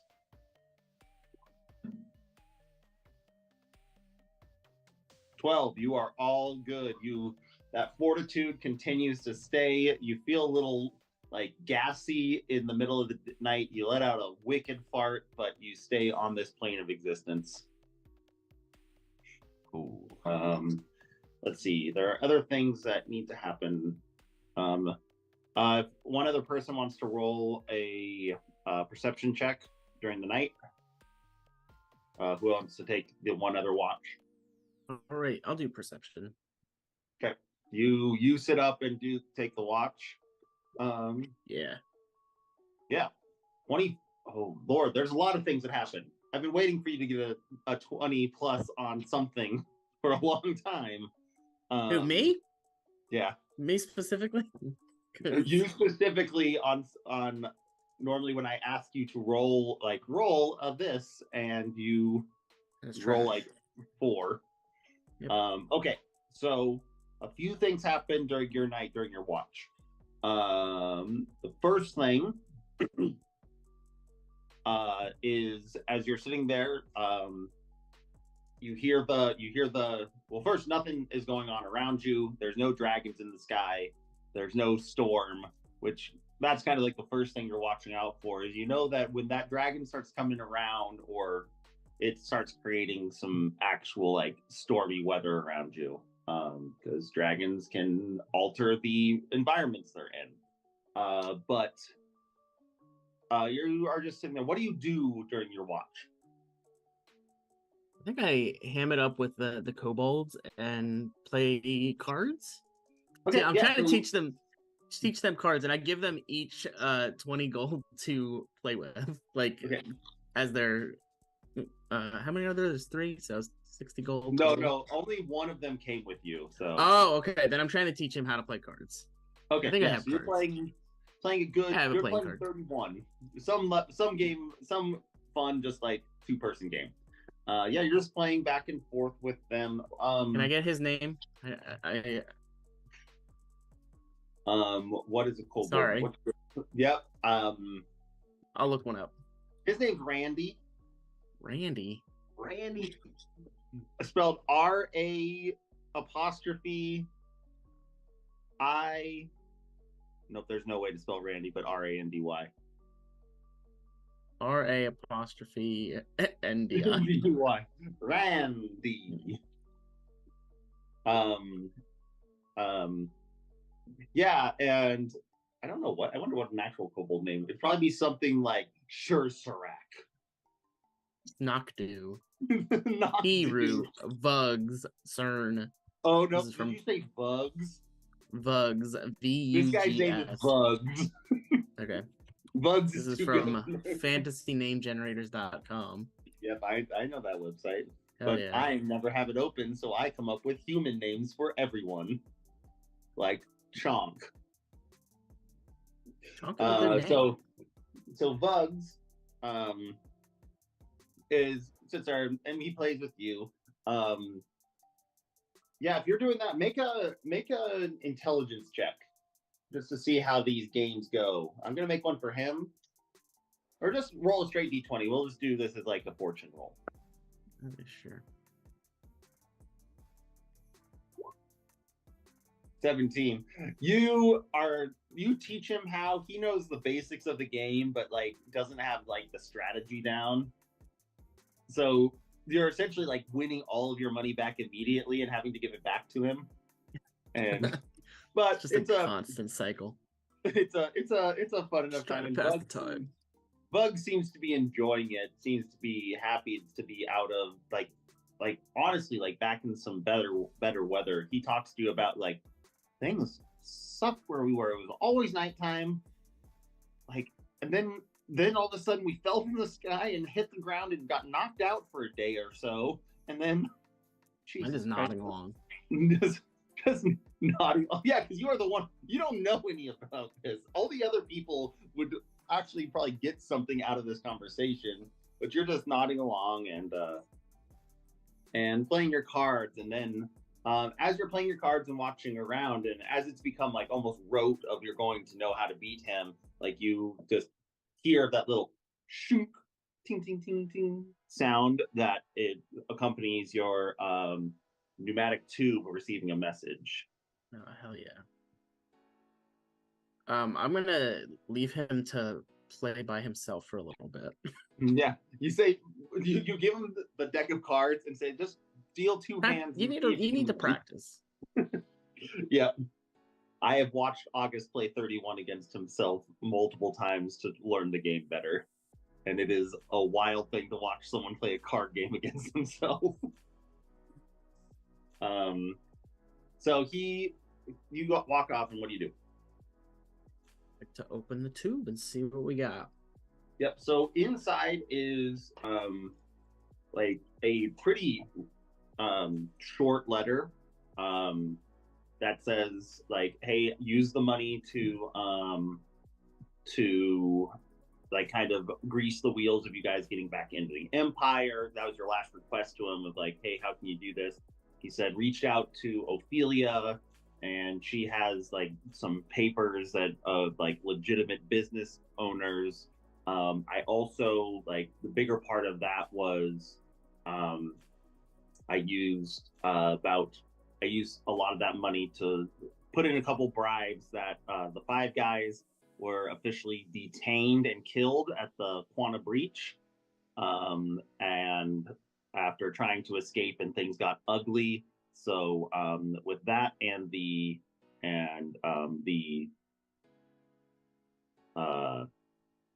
stuff you'll get from Ophelia, you should be good to come back into the Empire. Just maybe stay away from officials that would recognize your faces.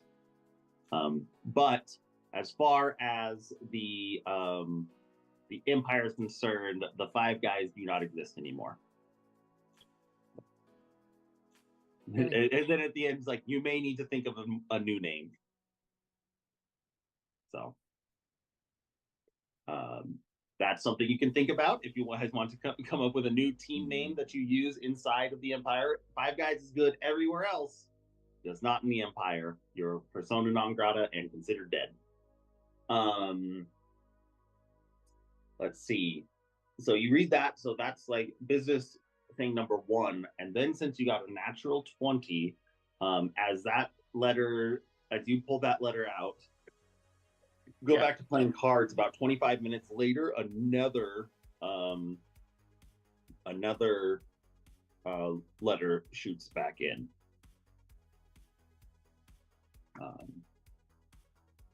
Let's see. Now, where's the next note about this?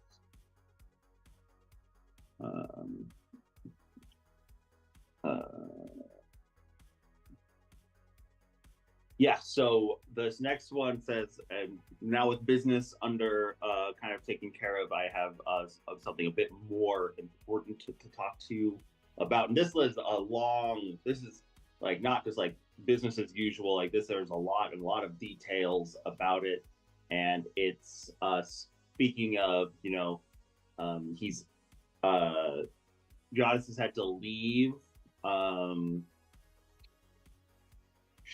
Diastock, that's where you guys were, and has headed to, and just kind of like going through different smaller towns and just laying low a bit, because he found out that he believes that Marith, the kind of like head of the myriad in that town, is looking to kind of move up the ranks and perhaps usurp the gentleman in Zadash, who you are like, that is who your competition like ends up with.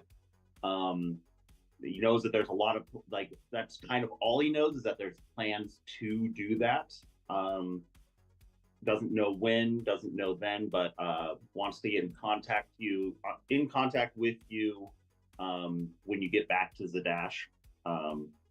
Just has some, but will continue poking around. It's kind of like hand-tied right now because he can't be in any place of actual information, but he has kind of worked out that something with Marith and probably your old friend Saxon are working to kind of move up the ranks in this criminal organization via perhaps some nefarious means.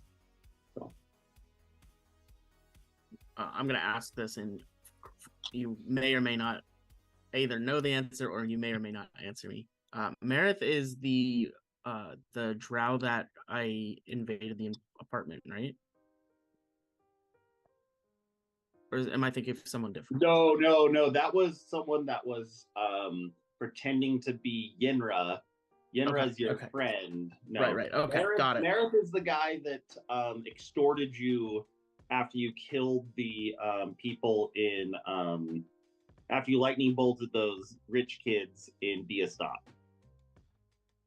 He's kind of like the head of the crime syndicate there, and you had been working for him in Diastock at that time. And yeah. Cool. So, but he is trying to make a play for Zadash, where right now you are trying to leverage the gentleman Zadash to get your parents out from under the thumb. So you're kind of, that's kind of where I would think your mind would go. Got it.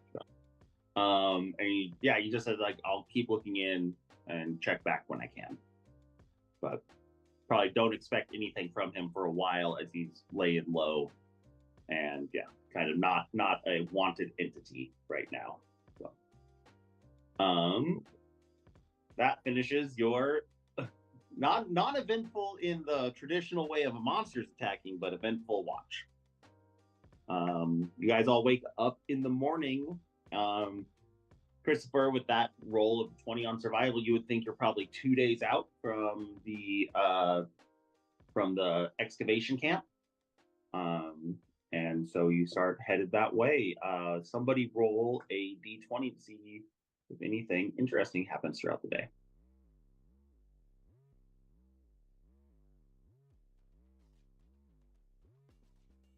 We 17. So with a 17, it's just kind of that same normal weirdness of the woods. Nothing crazy happens. I would say that I already forgot the kobold's name because I didn't write it down. Bugs, like bugs with a V instead of a B. Yeah, Vugs is absolutely baffled by where he is right now. Like, he has lived in a cold, desolate wasteland for probably the past 3 years and is now in a forest of angles and colors he doesn't understand. So he's, and I guess, is he riding with anyone? I think me and Bugs have a new spiritual bond. You and he's Bugs hanging out with me. Yeah. And Chonk also. Chonk had never been here. How he had kind of arrived was more from the south when he kind of moved to Barothra, and he never left because he was a drunkard. So he also is kind of like, what the fuck is up with this? No one, like, he has no idea of the history of this place. But you guys go through another just normal night. Anything you or travel, you know that you would probably get there around early evening tomorrow, with the pace that you're currently going on, assuming that nothing happens throughout the day. Is there anything that you would like to do today or that evening?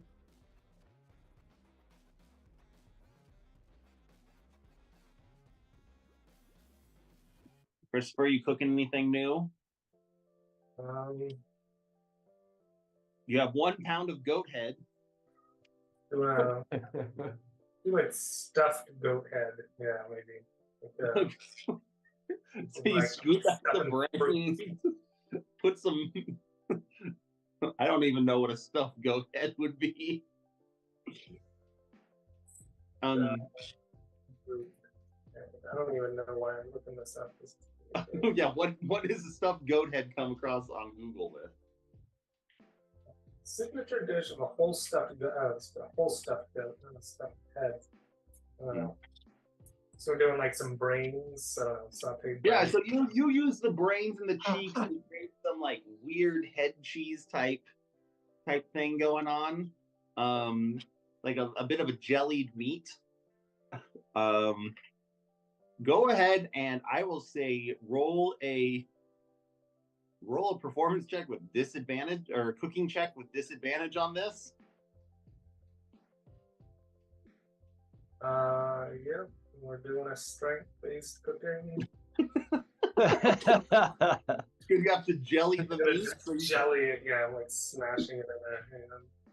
Disadvantage. All right. An 11. It is edible. It is. You did this as like a favor to your friend that was pretty proud of it. Like, and you got out and like, we'll say like why it's really edible is like you took it out some like hardtack or bread that you had, and like you had a little bit of butter that you had gotten from Barothra from like some of the goats there, and you had like good and like a little bit of seasoning on it, so it's got like a nice flatbread with this jellied meat on top. And the jellied meat isn't offensive, and the bread is good enough, and you guys have a nice. You use that as an hors d'oeuvre, and then everyone else and then you just have just like regular rations for the rest of the night. That was like your special treat, was this hors d'oeuvre of jellied brain and cheek goat meats. There you go. Anything anyone else wants to do that night? I have some more scribing I need to do. Yeah, you could get 4 hours done. Sweet.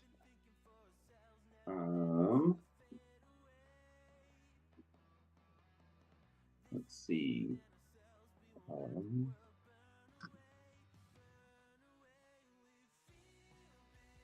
Christopher, did you attune to that belt? Or did you take that belt? Yes. What did you unattune to? Oh, do I? It requires attunement. Oh, shoot. Okay. I got my. What am I currently attuned to? You're currently Like attuned those to for the sure. Iron Stone, the Pyre Mall, and the Air Jordans. Oh, snap. Okay. So. Good question. Okay. Yeah, so just think about that. Yep.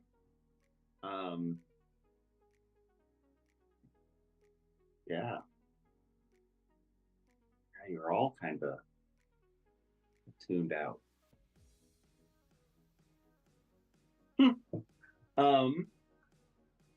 Yeah, so the next day, someone roll another d20.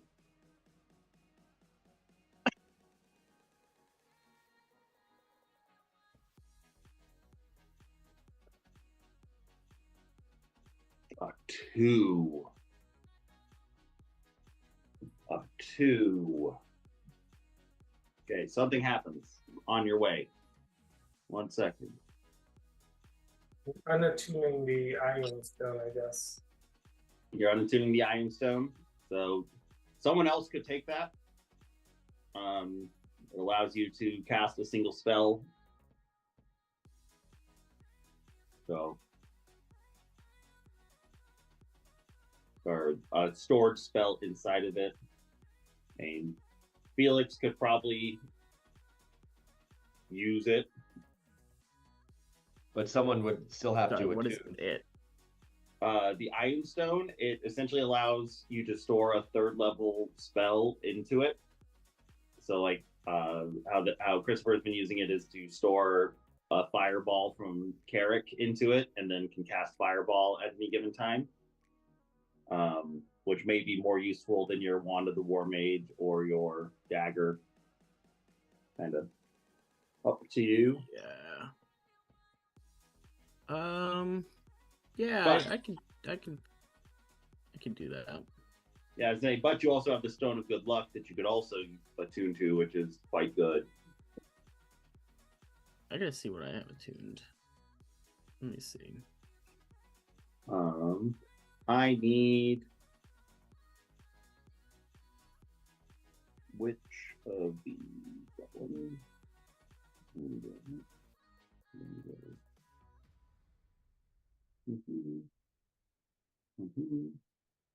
I'll have to figure that out.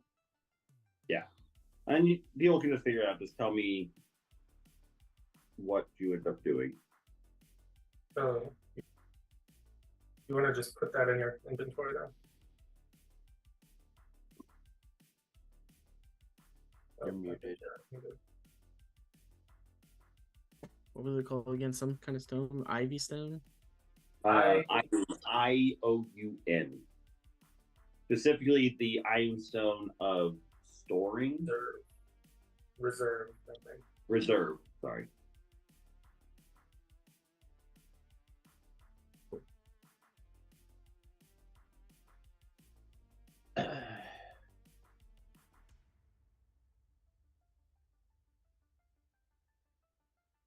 Okay, well, we've done that one enough.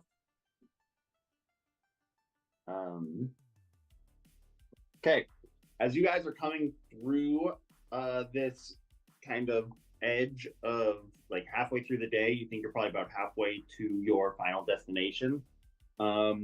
you see a moss-covered corpse hanging over a log. Do you do anything? Or do you just walk on by?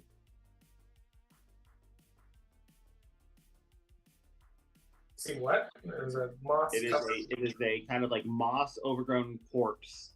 You can pick out like little bits of purple robe. Who do you think's leading the walk? Christopher is probably in the front, since he's the one normally rolling the survival checks. Christopher, roll a perception check. We'll see exactly what you see.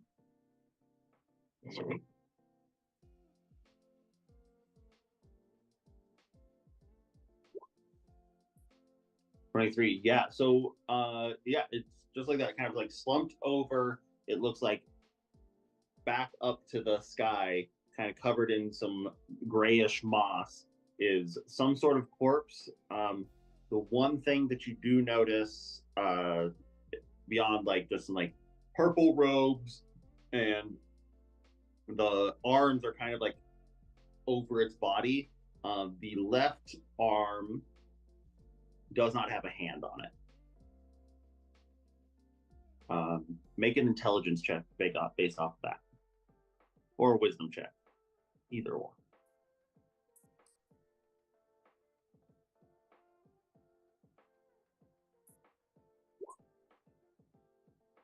You're like, shit, that guy got his hand cut off. And that, but yeah, it's kind of like right on your path. Like you're kind of, it's probably like 8 feet away off to the side from you. Hey buddy, you okay? There's absolutely no response. I will say with your 23 perception, you know for a fact this thing is very dead.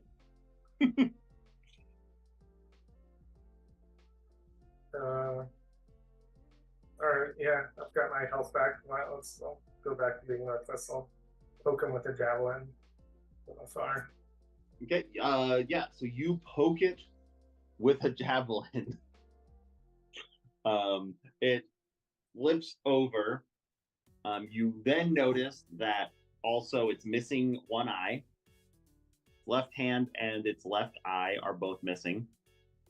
And then its kind of jaw creeps or like clicks open, and like a weird death rattle comes out.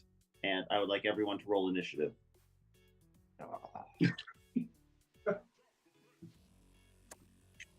Huh?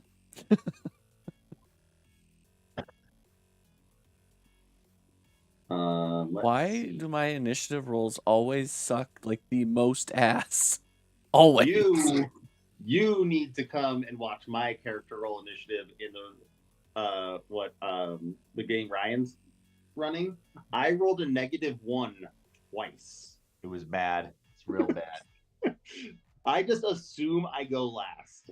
Always. But this is how it always goes. Like I'm always single digits and you guys are all like high teens, and it's always that way. And I'm just like, how? How am I like 10 behind? Okay, well this is your dexterity, my dude. What's your dexterity modifier? It's only 1. Yeah. But my rolls don't help me either. I always like roll like an 8. So you roll poorly and then you have low dex. It's not great. Okay. You know, some people like let you roll with like wisdom. Oh, that to like say like, oh, I'm quick enough for that. That makes sense. I knew I wasn't going to get caught. Yeah, I rolled an 8. The other rolls were a 15. Christopher also rolled a 1, a 15, and an 18, and I rolled an 8. Okay. Oh, turn tracker. Gonna have to.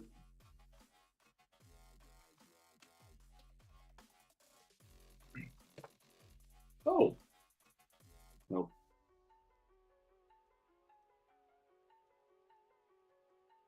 Okay. 23, 15, 14. That. Okay, let's go. Hold on 1 second. Hold on 1 second.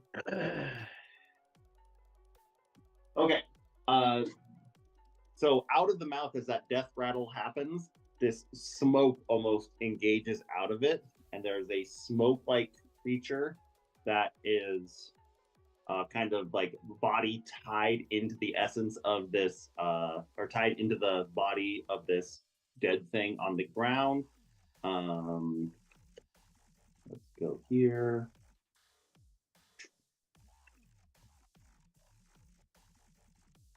Christopher, I would say you need to immediately you get attacked because you're surprised this thing jumps out and tries to hit you. I think it's way I can't be No, surprised. you cannot be surprised. So never mind, this thing does not hit you as it jumps out. It will just roll its initiative, which will be come on. Only if I enter my range. Oh, you have to be raging to not be surprised. Never mind. Only if I do it first, then, like when it's my turn. Oh, okay. So I was planning on it anyways. So yeah.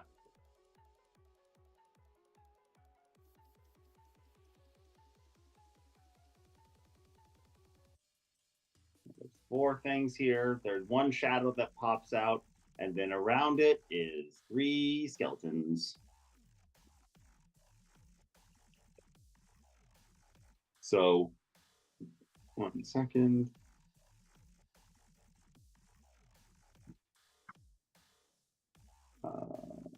Boop, boop.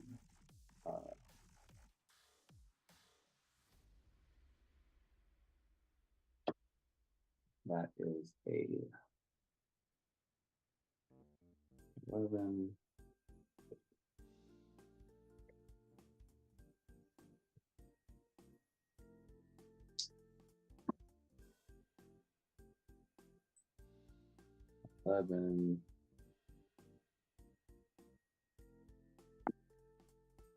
Oh, what a wonderful use of a natural 20.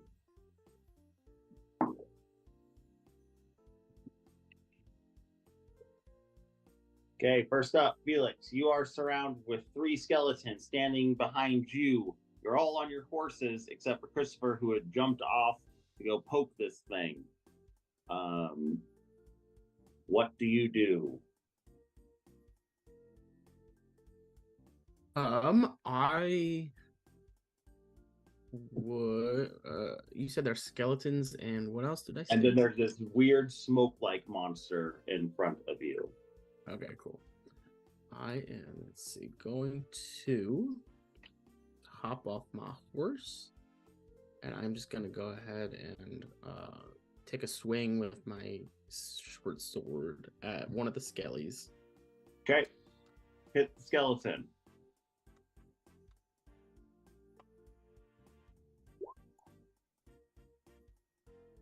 What did you get? 27. Critical hit. Yeah, so definitely hit. So roll your 13. damage. 13 points of damage. Yeah, unless I get sneak attack, which I don't think I do, but you wouldn't in this situation. Yeah. Skeleton crumbles to the ground, though. Wait. Oh. It was old versions of D&D.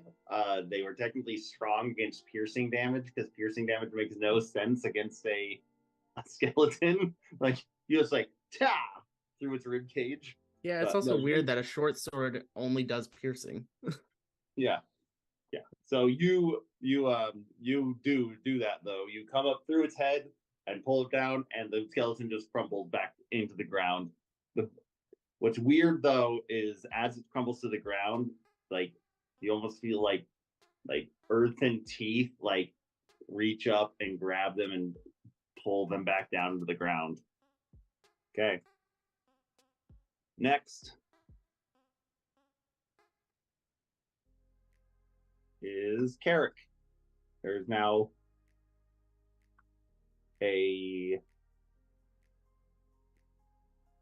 shadowy creature that seems to be becoming more corporeal, and 2 other skeletons. What are things in relation to me? Like where?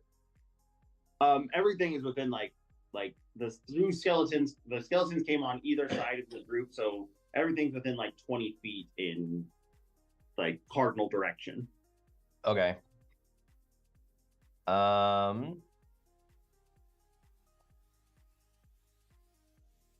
I guess I would like to.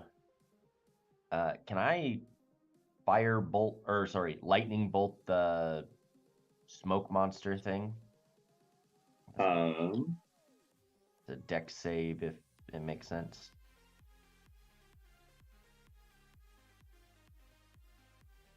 Yeah.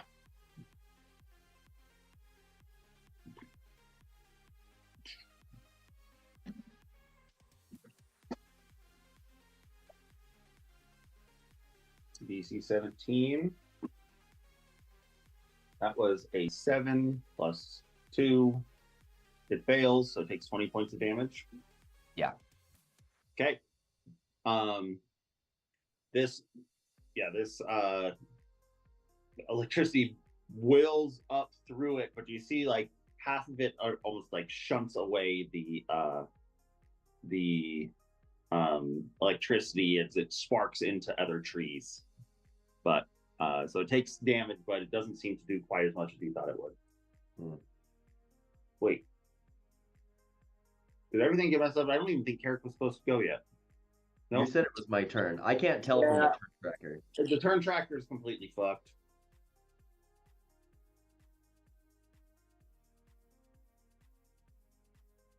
Just Maurice. Well, I know it wasn't me, so that much is right. Yes. The skeleton's dead. Everything is wrong and nobody's happy. Carrick had a 17.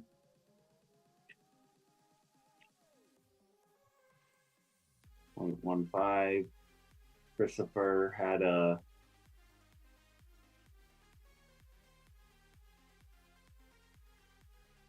18. Yeah, technically should have been Christopher first, but Christopher, your turn. All right, so I'm raging.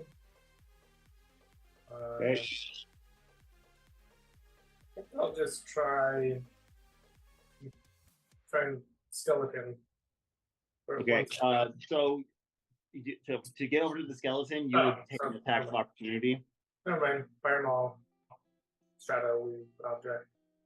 Okay, hit it. Reckless. Oh yeah. Okay. you this thing comes out, screams at you, and then you scream back and bring down your hammer on it.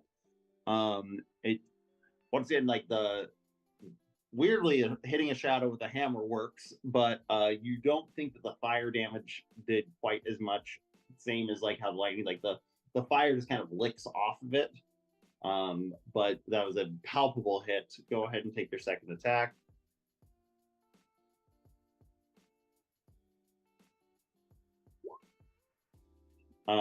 Also a hit, same thing. This thing immediately looks like it's like, oh shit, I goofed. And that ends your anything else you want to do? Nope. Okay, that brings it to skeleton number 1's turn, which is probably the one closest to Thel. It is going to come up and try to stab you with its old rusty sword. And I don't think a 15 hits your armor class, Thel. You just kicked it away because it's a dumbass skeleton, and that ends its turn. Next up is the shadow, which is going to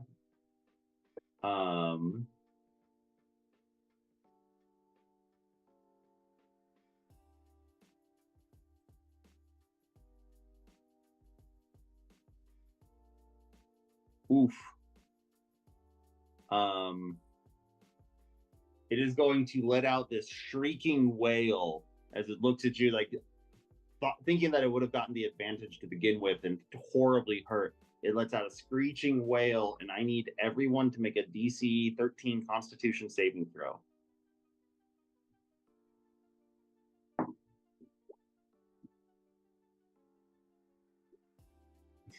No.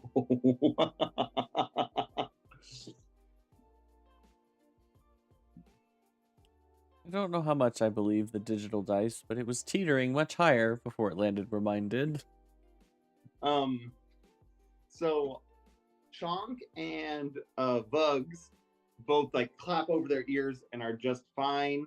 I guess they do take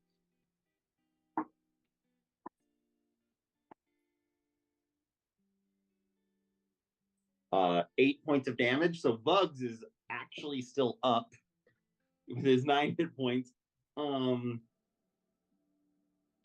Thel and Christopher immediately drop to 0 hit points. What nonsense? And the other two of you take 8 points of damage. 0? You are at 0.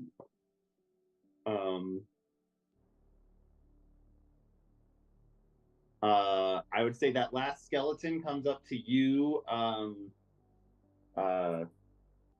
Carrick, and is going to attack you. Hits you with 23 and does 7 points of damage to you. That brings it to Bell's turn. He is unconscious. He needs to make a death saving throw. We'll tell him when he gets back. Next up is Felix. Okay, so there is a skeleton left? A single skeleton? There are 2 skeletons and the shadow. The shadow. Okay. Bell, you failed and dropped to 0 hit points. How do you say that? I just saw. And that is the one failed death save. Hey, Scott. What's our planned end time today? Do you know? Probably after this. I was just gonna have you guys get to the camp and then we'll be done. Okay, cool. All right, 30 minutes at most. I'm just gonna take another shot at the another swing at the skeleton, one of the skeletons. Okay. I need the skeletons engaged with someone. We'll say you're attacking the one that's engaged with Carrick. Hell yeah. Yeah, it's dead. It crumples. Same exact thing happens. Christopher, roll a death saving throw. No. I have my you're at 1. You have your relentless endurance. This thing screams at you so hard, you pass out and then come to. You are prone, but I'm gonna get up. Is it my turn? Yeah, it is your turn. All right, I'm gonna swing at it, I guess. Okay. Recklessly. Recklessly. Yes, and with that hit, you cause this shadow to no longer exist anymore. It dissipates, it like sucks back, it tries to like retreat back into the body, but the body's like jaw shuts and it just like dissipates into smoke on the air. That was your action. Turn around, or can I try and swing at the skeleton too? Yeah, you can go over to the other skeleton and swing at it. All right.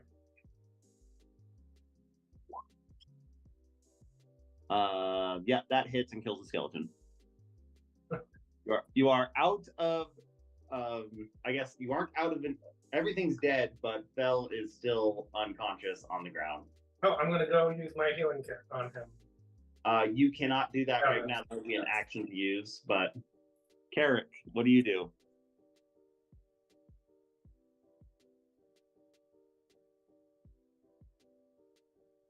Can I have a bonus action to say, "Hey, I have the healing kit on me"?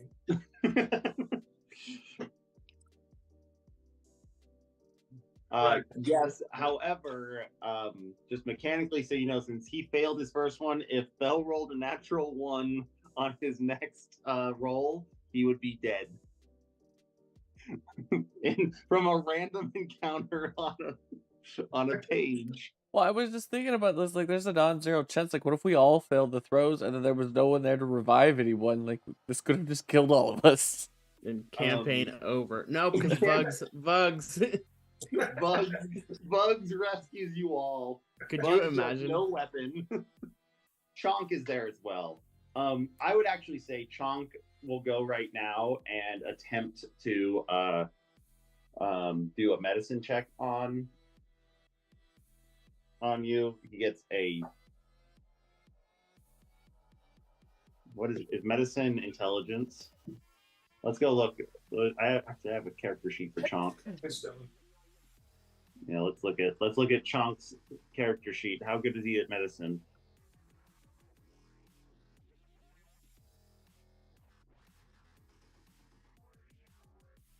He is trained in medicine. He rolled a 6. He needed a 10 for it to be successful. You are stabilized. You don't have any hit points, Bell, but you are stabilized. I'm just curious. All right, it wasn't a 1. Okay. Just curious if it had gotten to that. But it was another failure.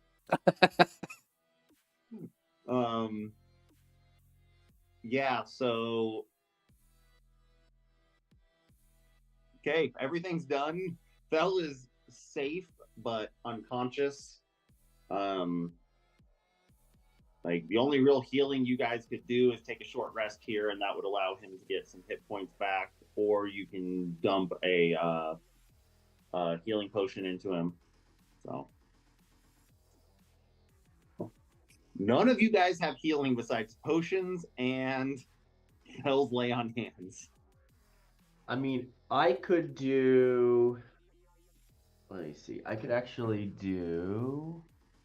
Oh no, never mind. I can heal objects. You can mend objects. Yeah.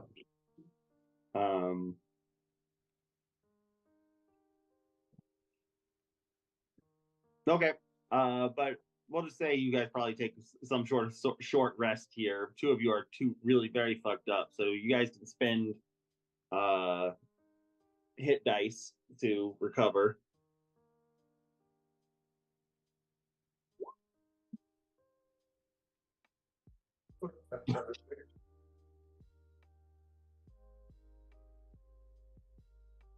Yeah, go ahead and keep track of that. But it sounds like some people have to go soon. After taking your rest, you guys continue to down the road, and what you do notice is like the trees are still very thick, but it seems like there was some clear cutting down in certain areas, or not some cutting, but you do like off in the distance see different different like it what looks like little buildings, and you're kind of like rising up this hill, and the trees are definitely thicker or thinner, and yeah, continuing going up that hill, you do see you come to a kind of area that has like I said, 10 small structures. It seems like people are not in them right now. It is kind of evening, and you eventually come to a place that looks like this. Oh.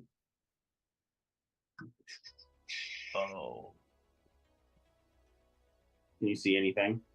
Yeah. Yes. Yeah, so it's kind of like a makeshift barricade. Think of those fences. This is just kind of a rough thing. Those fences are like a solid wooden fence. There's guards standing out front, but it looks like an encampment, kind of like very rural western, like a Deadwood type place, that has like a few bigger buildings and then little shacks, and then outside of the walls there are these other shacks and tents set up, and this seems to be the encampment that you are looking for. As you're approaching, you're kind of halted first. You see the dwarf and an elf in these like kind of breastplates with green, like a green gem in the center and like green inlays on it, and they say, "Halt! What is your business here? This is the excavation camp of the." And they kind of roll their eyes. The Trabians and the Uthadurn Glassblades. Call back to them in Dwarvish now that I know it. And yeah, you can yell back to them in Dwarvish. Yeah, I'm gonna yell back to them. You know, we're here with them. Or we're supposed to be here. Yeah. It was, I can't remember. You guys have like some paperwork saying like a recommendation from one of the Trabian leaders. So you kind of like yell to them about that. Just make a very low stakes persuasion check just so you can have your advantage with your belt.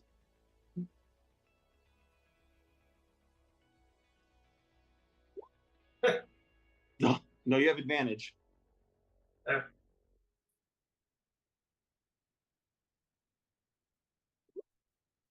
Nah, there you go. He's like, speaking the mother's tongue, and is happy and says, "Please come in, come in. Don't mind us. We'll be accompanying you, but we'll take you to the main room." And they escort you into town. There is like this obviously like big buildings, definitely the nicest in the area. That looks kind of, it's fortified, but looks like an old west saloon type place. And brings you up there and like, you wait here, we'll go get Ortho and see if they know anything about you coming up from Shady Creek, I assume. And that is, I think, where we'll stop. You guys have made it to the Trabian Outpost, which seems also to be run by a group called the Uthadurn Glassblades. And are set to meet with Ortho. I would say last thing would be Felix. You do feel as you enter the camp, the like something like invisible pat you on the back and like a whisper in your like, good, glad you came, or good. Essentially, your patron giving you a little bit of a thumbs up. And the little bit of the noose that has kind of been around your neck seems to loosen a bit. So that's it. Well, good job, everybody. You didn't get to fight a dragon. Probably a good thing. You would have, yeah. We would have gotten wrecked, I think. Well, maybe not. I don't know. You could not have fought the dragon. You would have had to be clever. Even with the dragon in the state that it was in, an ancient white dragon's breath weapon does like a minimum of 74 damage. Yeah. Yeah, I would have died. Yeah, the kind of point of that one, there was going to be some parlaying with the dragon. Dragons are intelligent in this world, right? And got away with it. White dragons are the dumbest of the dragons, but they are intelligent and speak. A lot of them can shapeshift into humans once they get to like that ancient level. Yeah. So, but yeah, white dragons are the dumbest ones. They are more feral, we should say.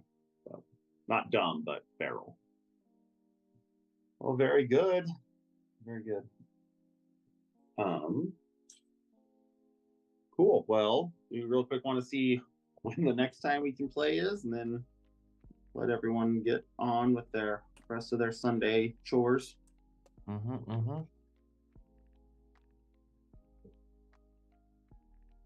So I am good the 15th and the 29th. And after that, it wouldn't be until probably the 15th, 29th, 5th, 12th. Basically just not the 8th and 22nd of October.